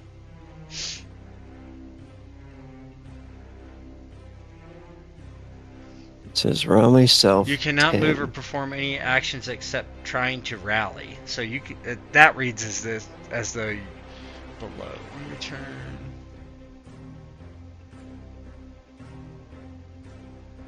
Another player character within 10 meters in earshot can persuade you.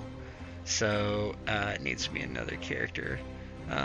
Oh, you can even try to rally yourself, rolling against your will with a bane. So go ahead and roll will. Oh, so you're going to take 2 banes on this roll. So go ahead and click the will on your attributes. And then it'll come up and it'll ask, so when it on that extra, put 1 extra bane in there because you're scared. But you also have a bane from being down. Gonna be tough. You can push the roll if you want.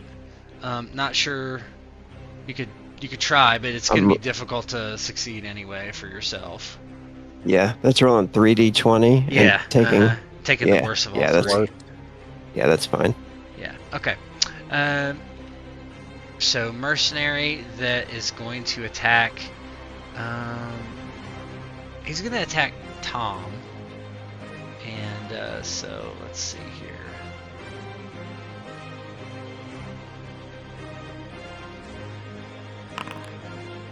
Oh yeah. 11. Let's see how much, how many hit points Tom has.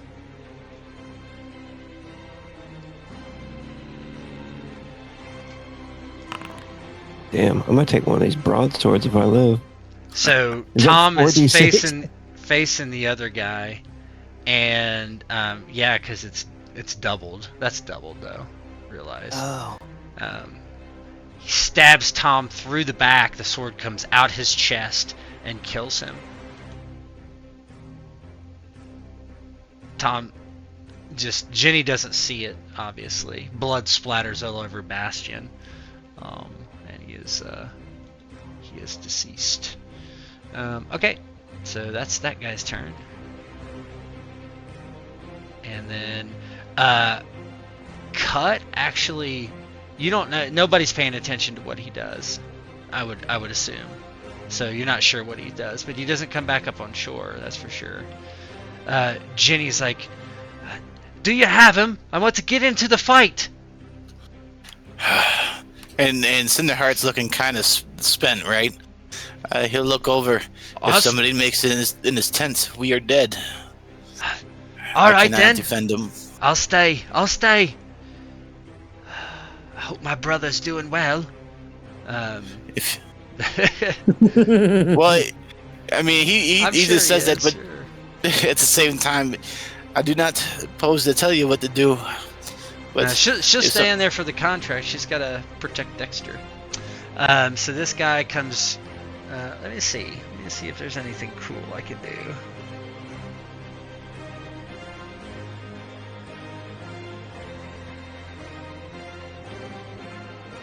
Not really. Okay, so he moves in on you, Conrad, and he's going to attack you. Hit. I already went, so I can't block, correct? Yep, correct. 11 minus whatever your what is your armor? You don't include the helmet, correct? The helmet, you don't have a helmet. Yeah. Oh, you do. Yeah, it's yeah, you do. 5. It's 5. So your other one would be 5 too. So we'll just say 6. I'll just take 4 this time because you didn't subtract 1 last Correct. time. 1, 2. Yes, 3, retcon 4. that shit. Yep. Retcon. So you're good. So how does it look as you take a hit, but your armor is holding up? He's taking blow after blow, but he's not dying. He's staying, he's trying to recover as best he can. He was impressed with Tom until he took a sword through the back, but they're killing more than they're taking damage, or their own comrades are falling. So he's hanging in there though, bloodied. Yeah, and you're not sure where the dwarf got off to, but he's not around either. If you think about it. The last mercenary comes down. Actually, he's going to try to go into the tent. He goes over there. 1, 2, 3, 4. He throws open the flap and sees Cinderheart right there. And he's going to try to stab you. I'm going to give him a bane because it's just like he's holding the flap open, right? So combat, broadsword. Well, shouldn't Jenny have switched to the initiative? I don't think you can. I just guess not she take a turn. can, but I mean she can't I don't think she can take an attack or anything. She'll act after this, I think, right? Gotcha. Well, she's supposed to replace it with somebody, but yeah, because you can't just do nothing. I don't think. Right. So okay, so she would be down, but even if she went after, she has nothing to do until after he goes. So it comes to her. Yeah. So he'll attack and then she'll attack him. Does that make sense? Yep. Okay. So he has a bane. He rolls. He fails. So he swings at you, Cinderheart. How does it look as he misses? Yeah, Cinderheart, he opens the flap and sees a sword coming at his face, and it just whiffs, and he's just like, oh no. Yeah.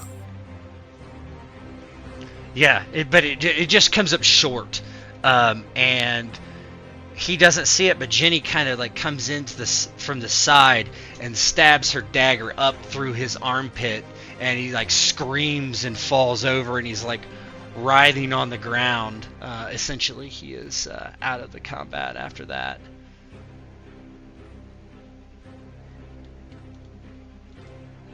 I think it is time, and Dexter's just cowering in the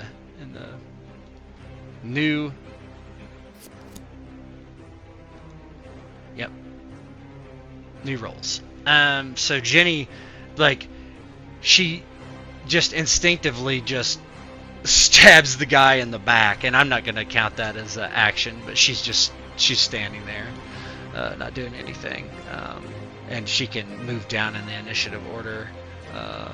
So I don't know if there's a. I can just drag her, huh? Okay. Oh, cool. Just drag her to the very bottom. Okay. Cut. You're not. He's basically done. You're not sure what's happening with him. Yusin, you're up.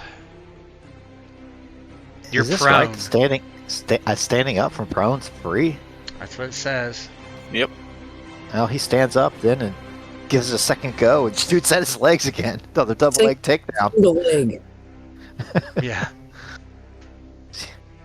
All right, let me see here. Get me up from prone. Let me see. If they would attack you from prone, you have like disadvantages, right? But Yeah, we have. They would have a boon against me. I just want to make sure it doesn't give me any. yeah, let me clear the prone. There you go.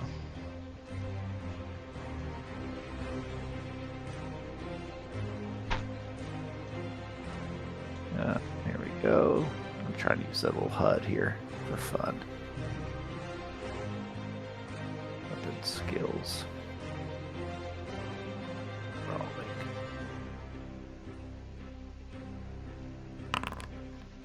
There we go. It's So opposed, right? Well, yeah, it's opposed. That's pretty good, though.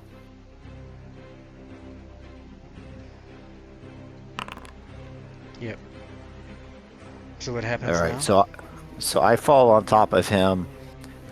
He cannot. We're both prone, and he can't do anything except for try to break free next on his round.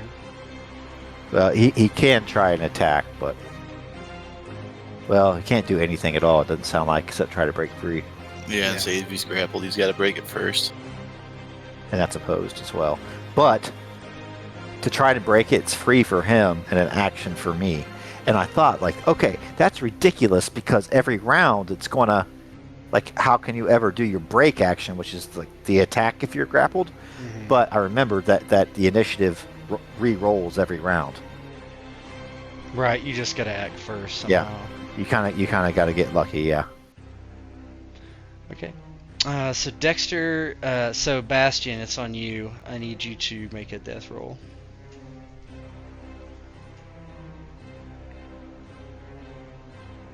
Another death roll? Mm-hmm.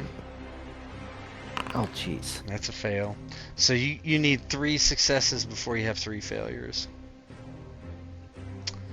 Yep. Okay. Tip made the other part of the map for nothing.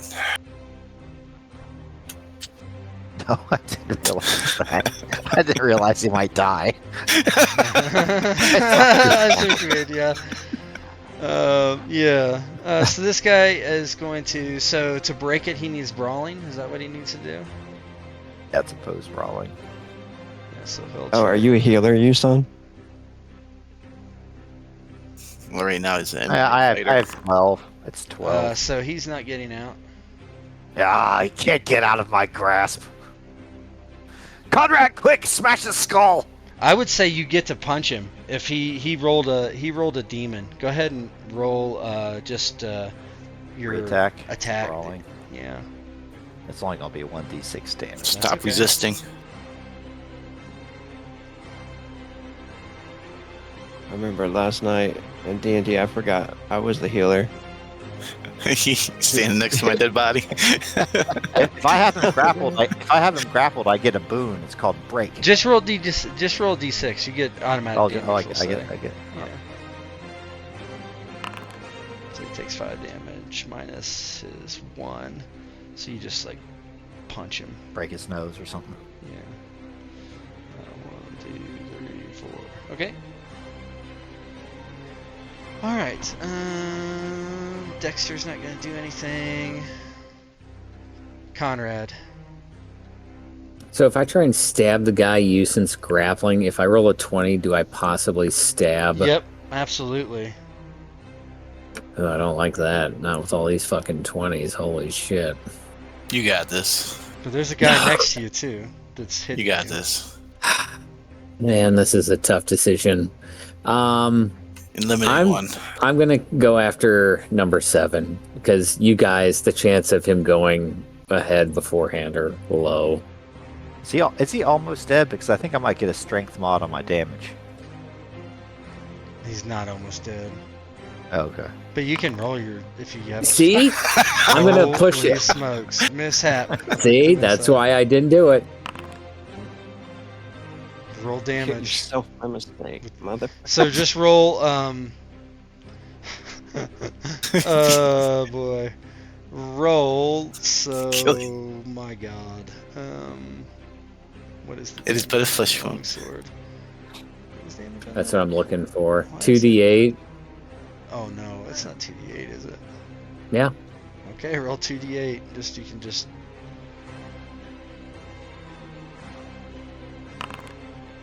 Minus 5. So I 4 take- damage. 1, 2, 3, 4. Oh my god. So how does that look?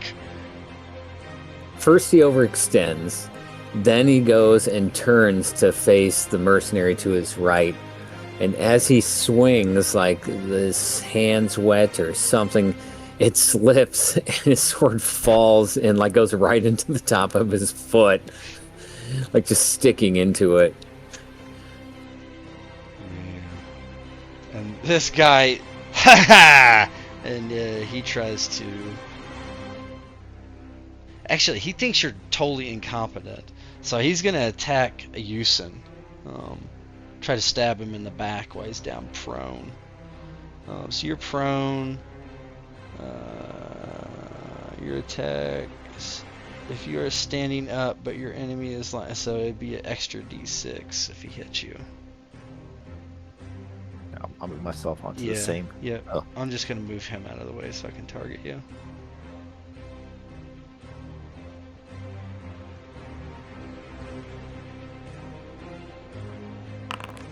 Hit. And then he gets an extra d6. Oh, it's already done. So that's in there. All of it. What's your I'm down. you have no armor, I'm right? down. Nope. Yeah, so you are down. 1, 2, 3, 4, 5, 6, 7, 8, 9, 10, 11. Okay, so on your turn, you're going to start making death rolls. Yeah, he just comes over top and just stabs you straight in the back with this very vicious strike, and you just feel like your lungs being pierced. Cinderheart, you're up. Yeah, You hear, Cinderheart you is hear nobody near you, but there's still the din of battle outside. Cinderheart's gonna grab the weapon the mercenary dropped, right? And then look at Jenny and I could get him out of here. Go into the fray, you know, because he grabs the sword. He's not good with it, but at the very least now he's not just trying to beat somebody with a torch. Okay. And the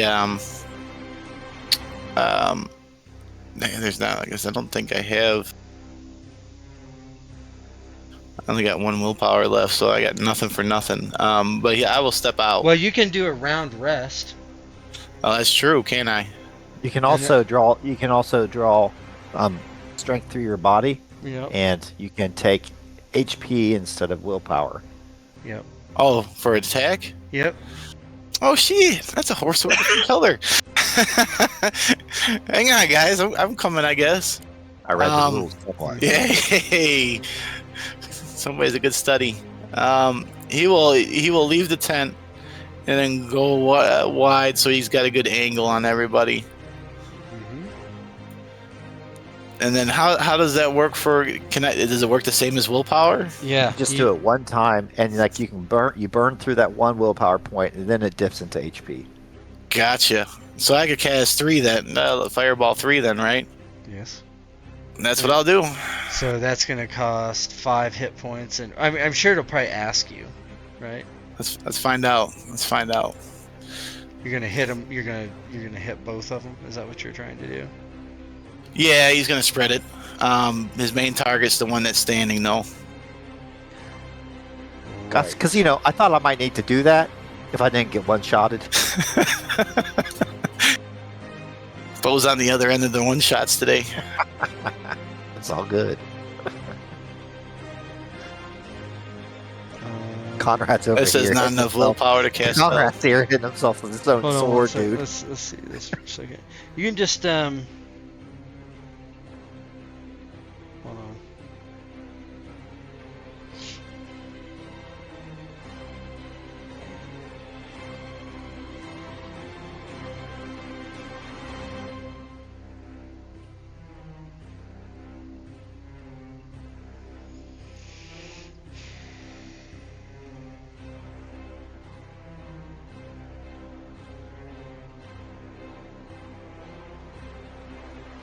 Roll a die of your choice before casting the spell.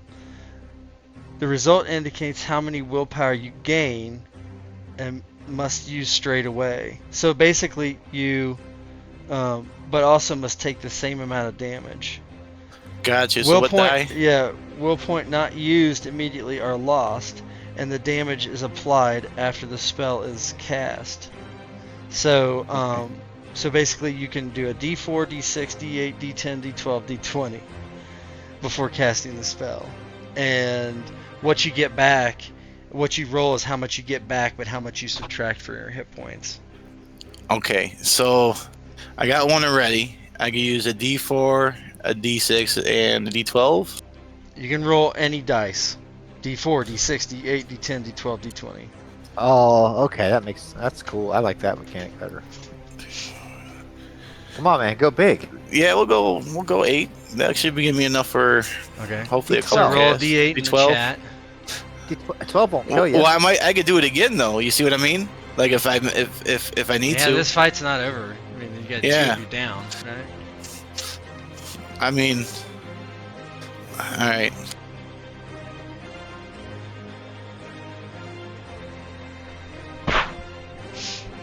So just roll D8 in the chat and let's see what you get. Okay, so you have 7 willpower points. Let me take 6 hit points away. 1, 2, 3, 4, 5, 6. Okay. So you have 7 willpower. What would you like to do with that willpower? You lose it after you cast. Yeah, that's fine. Yeah. Cause, This one will let me cast it. mechanically. Yep. All right. 6. Cast So you level can 3. do exactly what you wanted to do, right? On the dot. Succeeded. Boom! Okay. So, so they both take 7. I wonder if you're supposed to roll that damage twice. I think you Well, might. it looks like it does a bonus. Well, the bonus. It's from the extra levels. Yep. 2d6. But yeah, it's 40. Yeah, yep. So 17. perhaps it's just supposed to be 10 and 10. You know what I mean?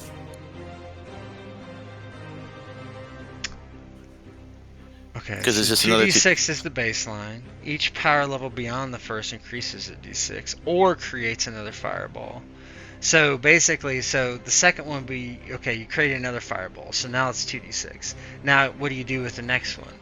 So the next one is an additional d6 on one of them, I would say. You know what I mean? Well, if you were just I don't know if you want me to roll 2d6 again, but because like the No, I don't need 1d6 to. No. Or- But or I'm just combine saying. it- I'm just saying. combine the two 1d6s, it'd be 10 and 7. Oh, I see. So yeah, 10 and so it'd be a 12 and a 17, right? I don't think it would be 12. Would it be? It Well, sounds to me because- like you essentially spread the damage anywhere you want, mechanically, right? I mean, that's how it works.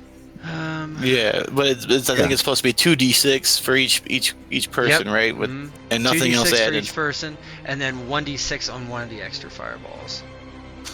Gotcha. That's So the I way would. I would see it. Okay.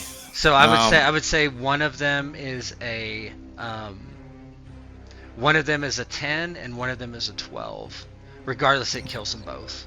Gotcha. Just yeah. so we know in the future. because I don't think the system can handle it. But so that would be what it is. If you're uneven, right? So you do 2d6 for one fireball, 2d6 for the other fireball, and if you're at 3, then 1d6 for one of the fireballs for the first one, we'll say. Or you could say who it is, right? It doesn't matter. But, yeah. Okay. No, I see. Because there would be an extra d6 floating around. That's right. So that makes perfect sense. Yep, that's fine. Okay, so they're both dead though. So how does that? That's look called as the remainder fireball. Yeah. The reserve. So how does it look as you end this combat? So Cinderheart kind of, as he flips open, he does grab the sword just in case, right? And he really doesn't say much, but he tells Jenny, I can get him out of here. But he looks at the combat and he sees like bodies laying around, but he doesn't see his big friend anywhere. He sees Conrad standing there next to another guy, and he sees a guy on the ground withering around. So he decides to move over for a better look, and he sees that his comrades are struggling, and he sees that there's 2 people left alive. So he kind of just plants the sword into the ground and forms a fireball in his hand, and then he splits it and sends them out, right? And fireballs just go whizzing overhead of Yusan, and hits right next to Conrad with a thump sound. And then he feels the damage hit as he does it, and it stutters him as he steps backwards a little bit. Jenny comes out and sees Tom and screams and runs over to his side. And just drops down next to him. Everyone else, until we get out of your position where you might die, we're going to keep going.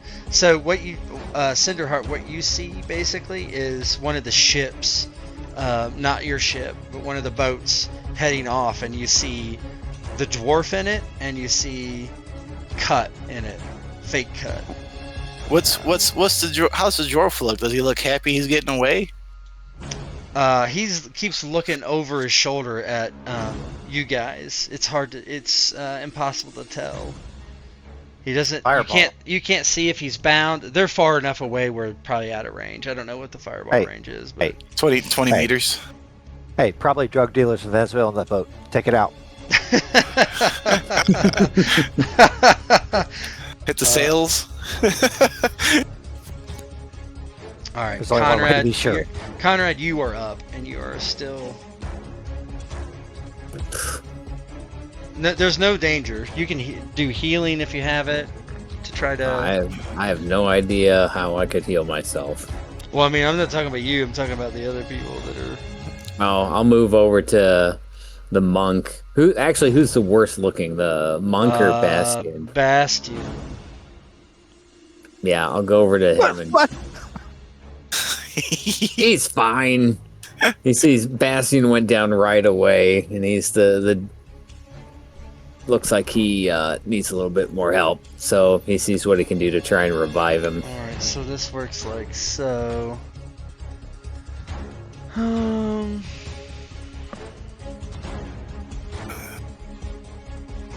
What's the medical roll here?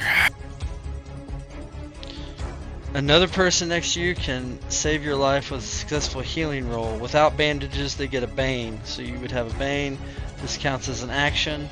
Multiple attempts are allowed. If the roll succeeds, you stop making death rolls and recover d6 hit points. So I have to have one extra Bane. Yes, you would have an extra Bane because you don't have bandages. Okay. Kind of looks at him. He sees like blood coming out of like a hole. So he's like, and he sticks his finger in it. You can push it. You could push. So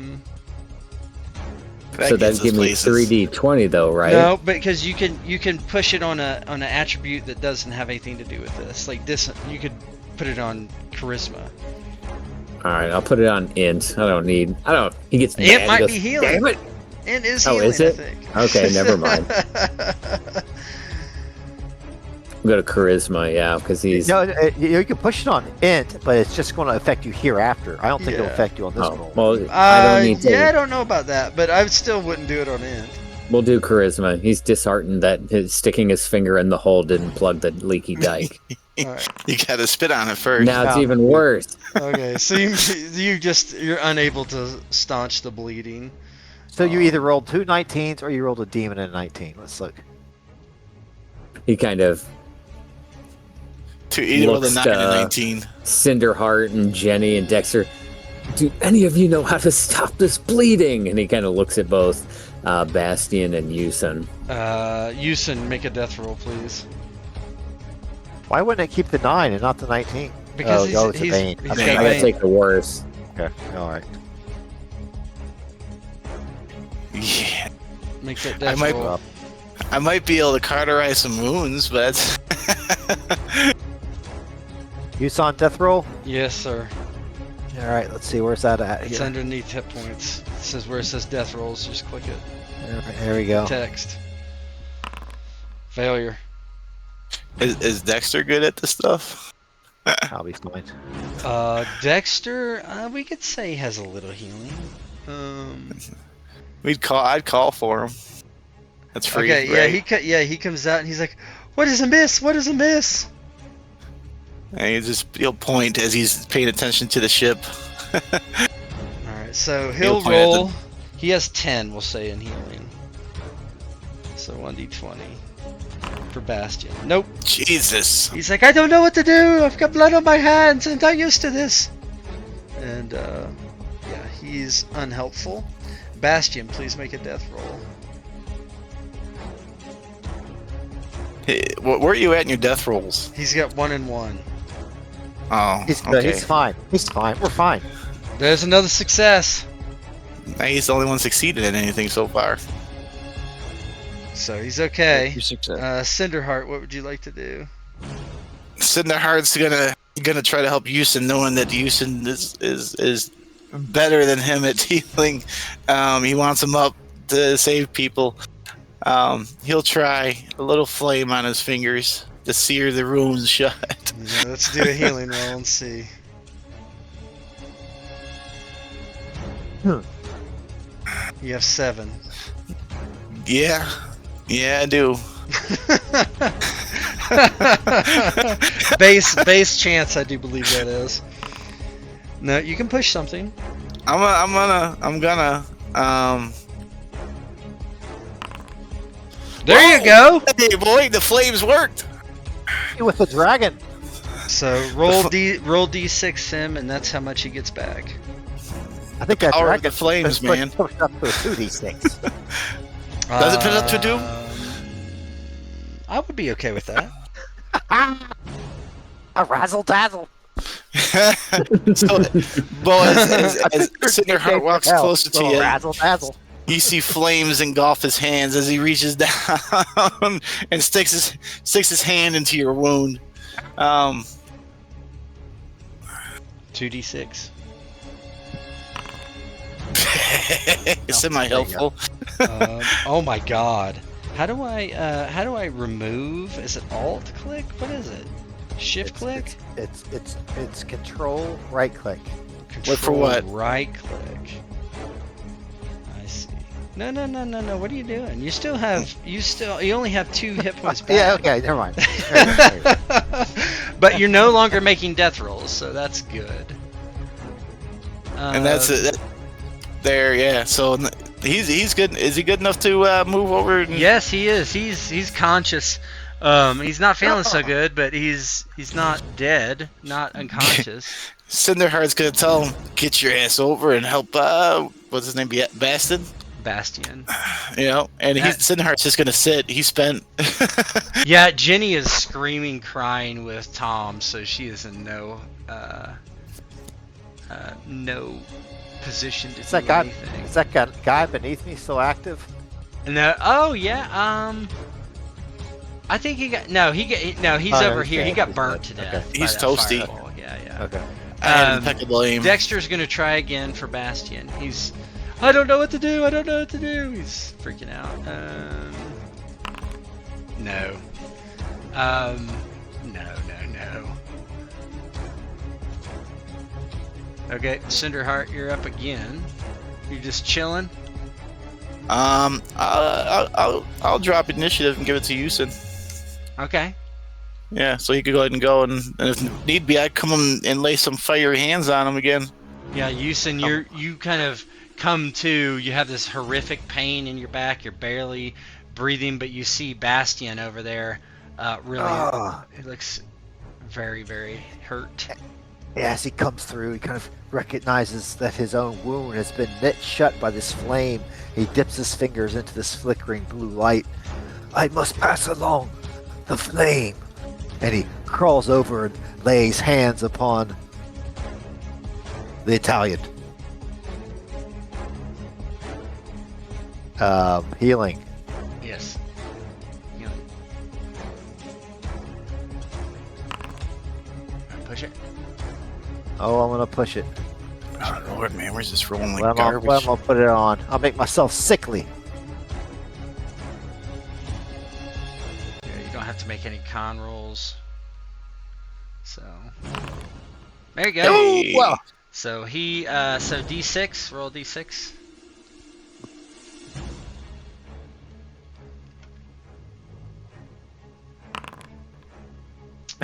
Hey, That's he's good better enough. All right, so Bastion, after a while, did you roll your healing with a bane though? Because you don't have bandages. Roll D20 again. oh, Oh shit. Yeah, I know. I forgot on Cinderheart, but you're correct. c'est la vie. Okay, There you good. go. Still. Okay, so how does it look for both your perspectives? Yusin, as you get it under control, and Bastion as you come to finally. Yusan, from a character development standpoint, has learned to control himself in this situation as he passed this flame from his own wounds onto Bastion. And as he does so, he's just completely exhausted, and he almost falls. His face falls flat into the mud, and he starts to get sickly and vomit as he's sick with the effort.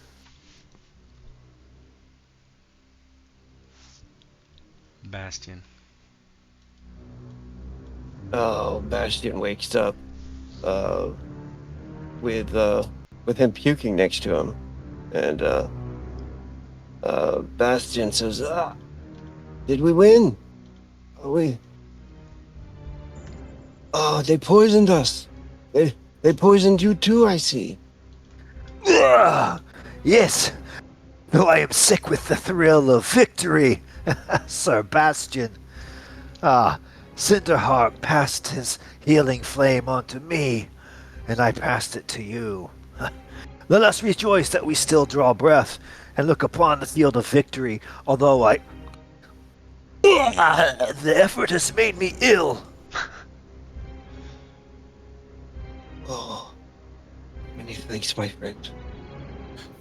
Cinderheart sitting next to Jenny looks over and sees her dead brother, and he'll stand up and put a hand on her shoulder.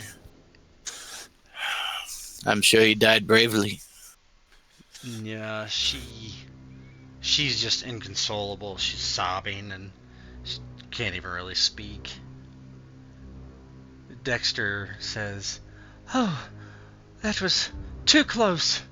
Oh, you've earned your money today, but I don't, I have some left still. We should try to find and see if the actual artifact is here. Do you think it's still here, Cinderheart?" He'll look over. It's possible. Can I do sense magic?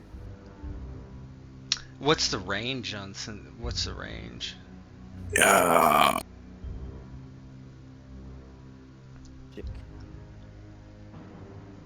I think that's a general one. General magic.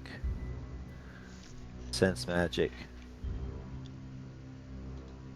Just says no range. You can sense whether the place you're in or an item you're holding is affected by magic, and if so, what I kind would of say magic. Yes then. Yes, you can. All right, let's try. I would say you have to spend extra willpower though. You have to do like a level 2 to like do the entire area. Let's do that. Oh, you got enough willpower for it? It's a magic trick, so it only costs one. Oh, okay. That's fine. That's fine. Go ahead and do that. So I'll just spend 2 instead of 1. Yeah, that's fine. Oh yeah, they just work automatically, right? Yeah. That's right. Okay. So I want you to roll 1d20. 1 through 5, it's here. And actually, since... We'll say, 1 through 5... No, let's do 1 through 8, it's here. And you sense it. So you do sense it. And you sense it is like back in this area over here. And you believe it's underground, like it's been buried. Something is. Something that's magical, at least. This dastardly fellow led us here on false pretenses. But I am certain he wanted to enrich himself. This artifact is rich with magic, and I can sense it. Here, follow me vaguely this way. I do think that they must have buried it. Yeah, and Yusin, as you get closer to, like, let's say this area, you see the earth has been disturbed, and there's like fresh earth that's been uncovered and pushed to the top. So there's been something that's been hidden here. And the thing is, like, there is a it's quite a bigger area than you would expect one little thing to be buried. It's like 6 by 6 tall. Yeah, and he has wide. his like staff out in front of him, like a like a dowling rod, and he kind of stops and says, "Something is here, and it seems to be more than just a trinket. The whole mound of earth is disturbed." Well, start digging. Start digging. Is there shovels? And you actually do see some shovels just kind of leaning up against the... Does Elementalist have anything? No. I can move it up. I can move the layer up. Hey, I could bring it up a pillar, right? I mean, funny. I don't have enough willpower to do it. Well, there's shovels, and you can narratively dig it up, right? Yeah. But theoretically, yeah, I could have brought up 8 foot of ground, 10 foot of ground. Depending on how big it is, I would have to cast multiple. Yusan grabs the shovel, but does more leaning on the shovel than digging with his 2 hit points. Bastion. I'm just gonna get a new sword. I want to loot something. I can loot these guys. They're not friends. Any sword is better than mine. Yeah, Yeah, so... Good.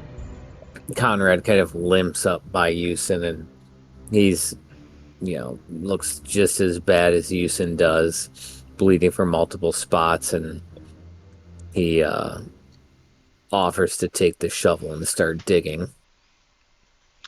So Yusin and Conrad together begin digging. It's not very deep until you hit something that is like impedes your progress. And as you move it, it's a leg. And as you kind of dig around a bit more, like just 2 or 3 feet below the surface, they haven't dug them very deep.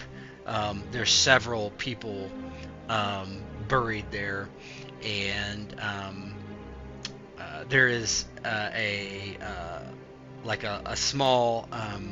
Well, actually, on one of their hands, where you're sensing the magic, there is another ring, and it is what Dexter described it as.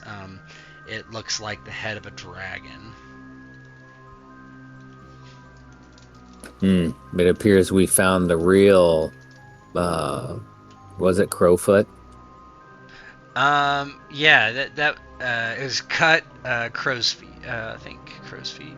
Yeah. Yeah, he looks over to Dexter and the others. He goes, I think we found who we were actually supposed to meet, as he kind of digs around them. Yeah, if you're paying close attention, there are no elves in there, but that may not matter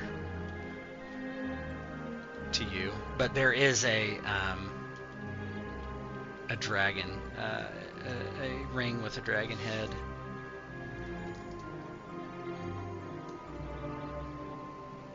I think Bastion's like dragging himself through the wreckage of the dead people, and all wounded and fucked up.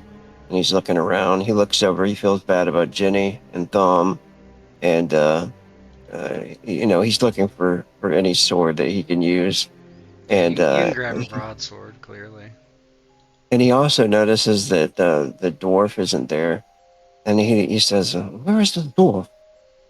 And Cinderheart, and still holding Jenny's shoulder there, will look up at Bastion.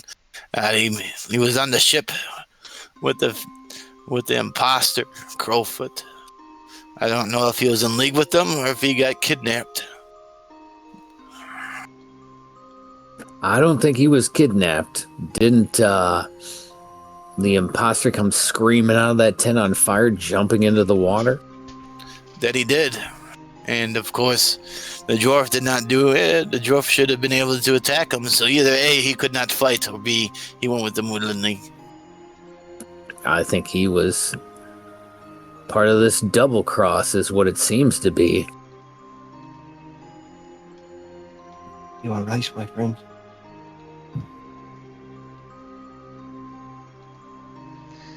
Dexter hands goes over and says, "Oh, the ring! Let me see it! Let me see it!"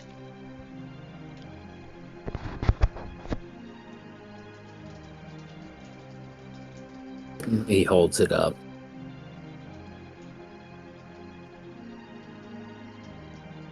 He will take it from you if you allow him. I will.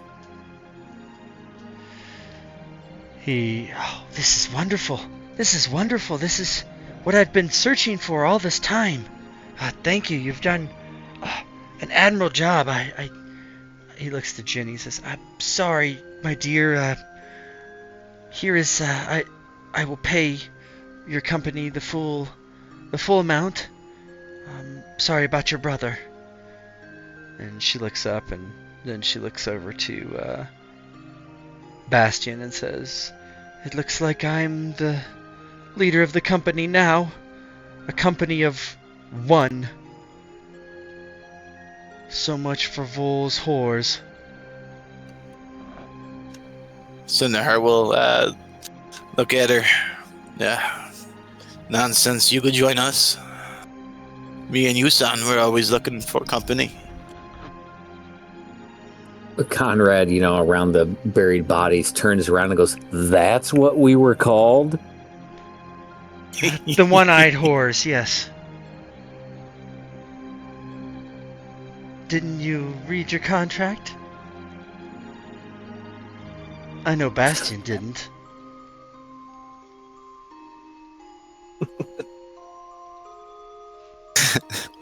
He kind of shrugs as he looks over the new broadsword he's got.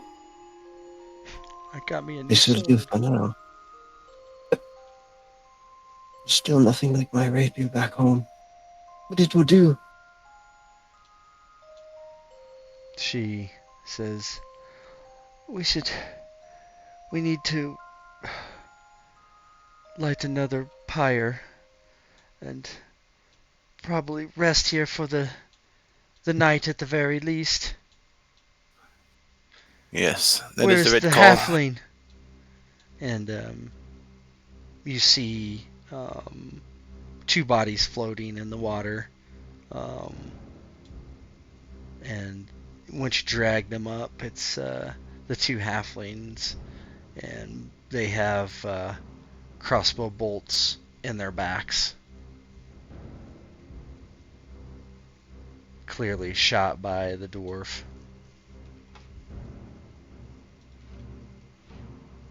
Like the dwarf must die.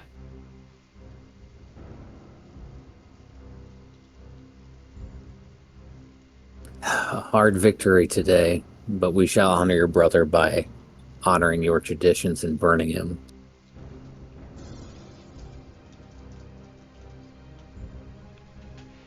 Thank They you. fought bravely. May their souls rise to the heaven. May the Oseka welcome them in their presence in that realm beyond the clouds and above the mountains. I don't know what that is, but thank you. You are welcome. And we end the scene in the session with another funeral pyre being built for her brother, and likely a mass one for everyone else.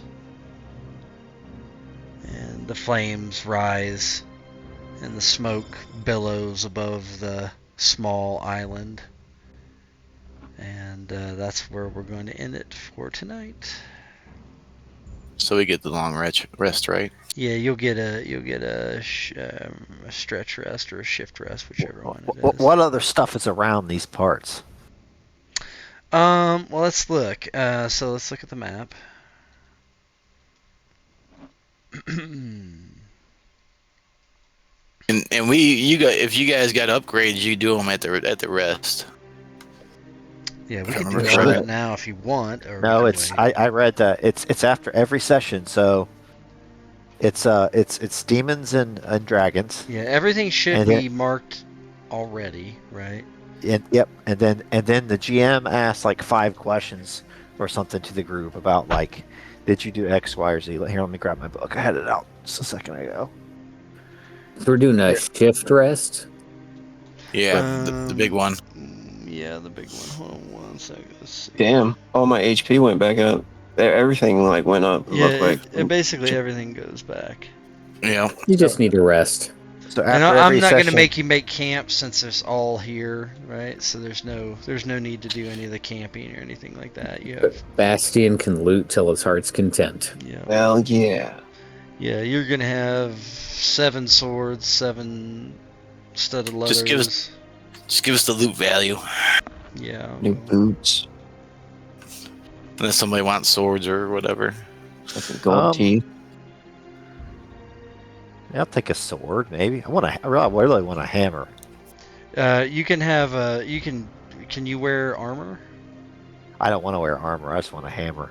Yeah, there's no hammers here. Yeah, I need some armor.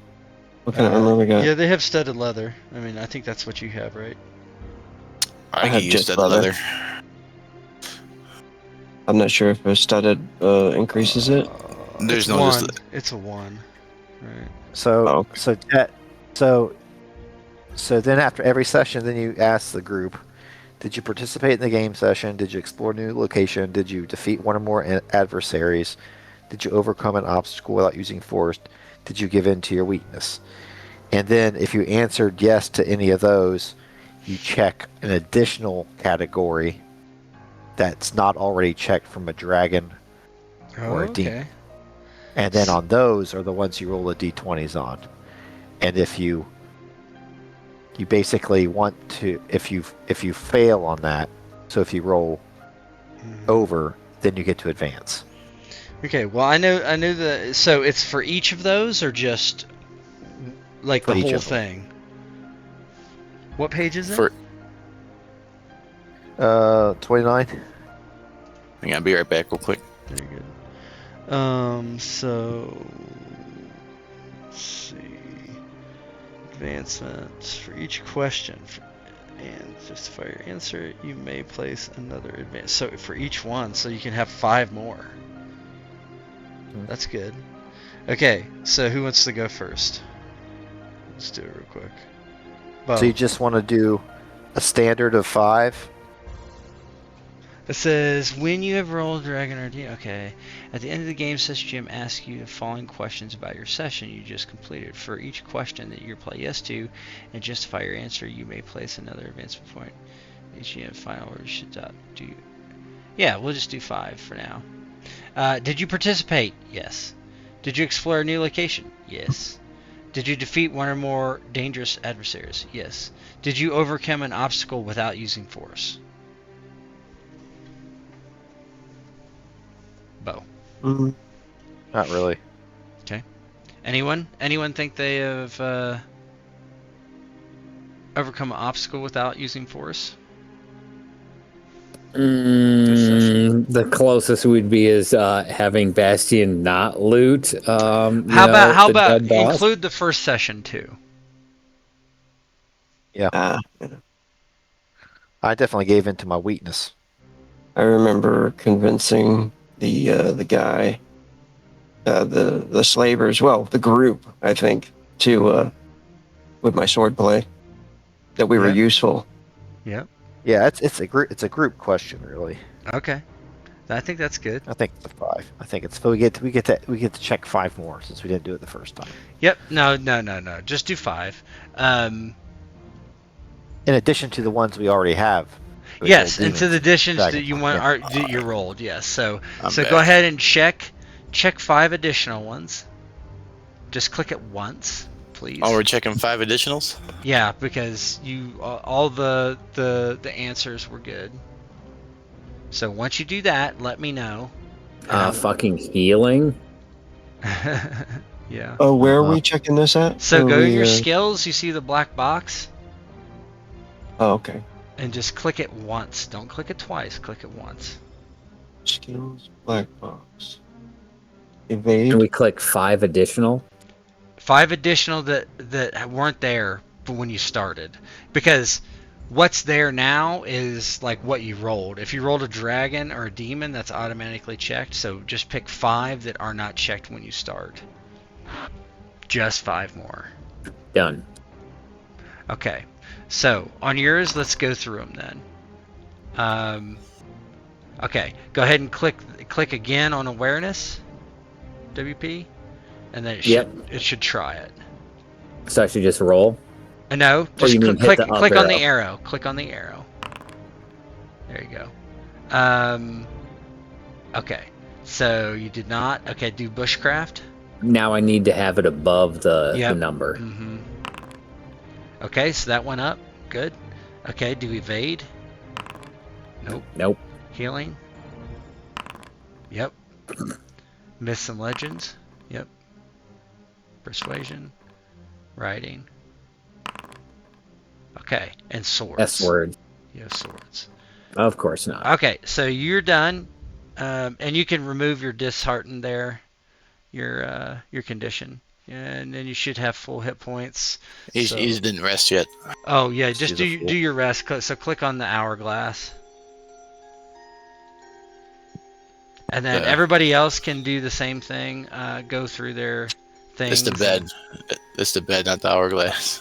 Oh, is it the bed? What's the hourglass? Yeah. Yeah, Wow. yeah, baby. Yeah, baby, on a roll.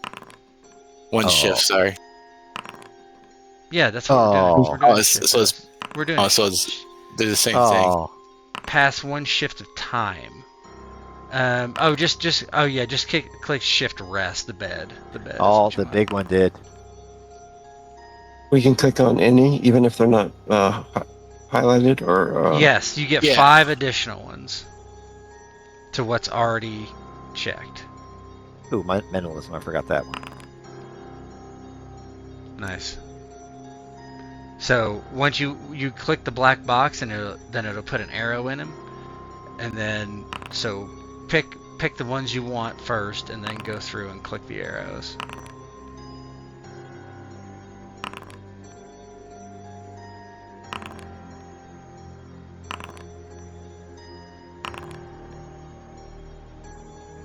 Nice. That's good, Valen. Cinder heart. Yeah, I mean there's some low ones that I thought I could increase, but the healing was a pretty good one. Yeah, you know what? I like that. That's a cool leveling system. I like it. Yeah, it's very- nice. Basically paladin. Yeah. That's exactly what I was gonna say. But you do it every session though. Yeah. Now I'm clicking on the arrows. But yeah, I don't think you added 5, did you? You add 5 No. additional to what you had before. 5 new check boxes. Yeah, 5 new, because you had some that were from from dragons and demons, right? Um, I've been you know, watching your sheet. It's not you. I think acrobatics and awareness went up.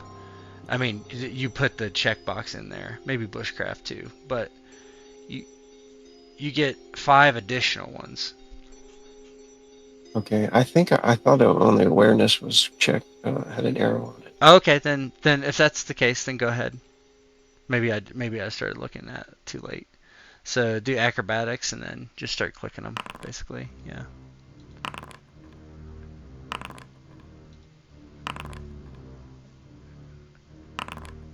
Are all the swords broadswords? Yes. Because Cinderheart's going to take some studded leather and a broadsword as well. Okay. So you can practice his swords. I'll drag that onto you. Oh, for this we're trying to roll high. Yes. Correct. Now that you need to roll high, you won't. Yeah, right. Okay, so inventory. So you You got studded crossbows leather. up. I'm You're- good. I got it. You got it. 15 You and got the crossbows broadsword is really too. good. Yeah. Yeah, I missed everyone, but Studded leather's oh, only. bushcraft. Oh, it is armor. 2. Too. Okay. Yeah. No, I think there's no restriction on me wearing studded leather or anything. I think wasn't it's sure. only metal. Yeah. Which I would not count this as metal necessarily, but I do believe metal you cannot wear. Metal, magic and metal. Metal has anti-magical effects, or have a metal weapon at hand. Oh, yeah, there goes my... Yeah, let me just go ahead and drop that sword. Yeah, it includes Back into the partially loot pile. metal. Yeah, studded leather also counts Oh, is it against metal? it. Yep, it says this part includes partially metal items such as axes, spears, studded leather, and arrows, but not Alright. staves, clubs, or slings. If anybody throwing away some leather armor, I'll take it. I have no arm. I could trade studded leather and give him my leather. I mean, the studded leather's better anyway. Right. So yeah, Okay. I'll pull the leather over, or you can, Sim. Go ahead. Yeah, just grab it. Inventory. I can just pull it over Did- too. There you go. You got Did it. they have any? Did they have any caps, leather caps, or anything, or is that helmet? No. Let's see. I think there's only 2 helmets. It's open helmet and gray helm. Yeah, there's no helmets. Let's see. Let me get the studded leather to you though. Okay, studded leather. Alright, so Bastion has studded leather and a broadsword now. Okay, cool. Alright. So I think the loot stuff, and I'll figure out. So let's see, what is the so 6 studded leather. Can you change the time on the Yep, I will. day so the I will. So I'm just gonna. So you went another shift, right? So that's 6 hours, or stretch, I should say, or whichever. I get those two confused every time. It's just a shift, yeah. On my calendar. Oh, I gotta get out of this part. An encounter. All right. So that popped back up, I hope. So that's another 6 hours. 1, 2, 3, 4, 5, 6. It's midnight.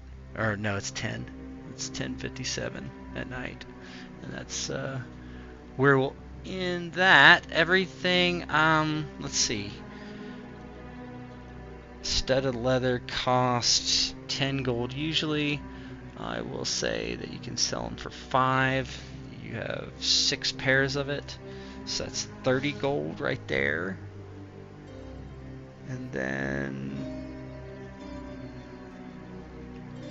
broadswords are 12 Unless gold. somebody got some good charisma, they want to 6. hold on off the loot. So that's 72 gold of that, and then 30. So you have a total of 102 gold worth of crap.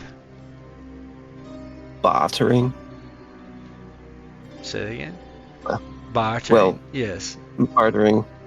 We'd have to wait till we get to town or Yeah, something, you right? got. Yeah, you gotta. Yep, absolutely. That's normal. 102. It depends on where you go to, though. If you summon Floodmere, that's probably what you're gonna get for him. Let's see.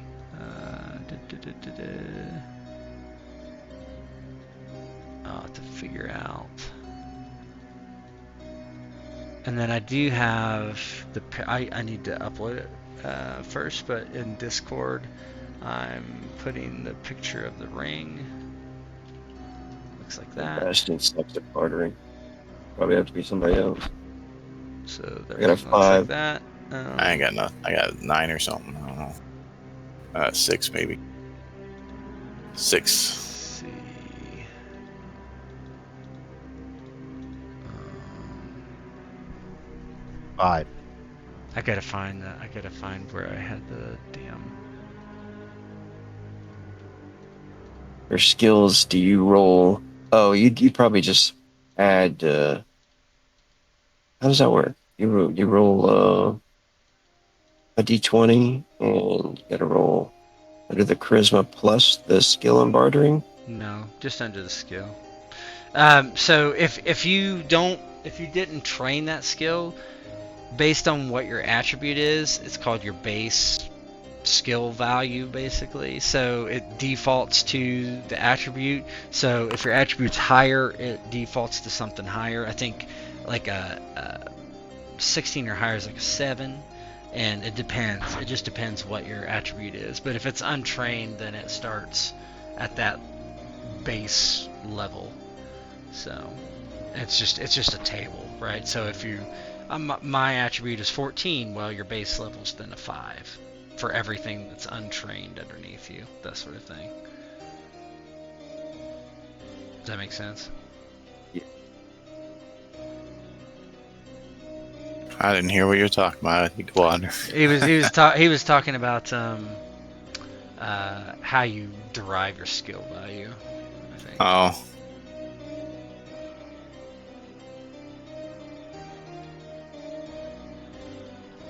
And that's it. Cool, man. Thanks for running. Yeah, thanks for playing. Based on Good that run. base chance, and it increases linearly after that. But well, it's We got- harder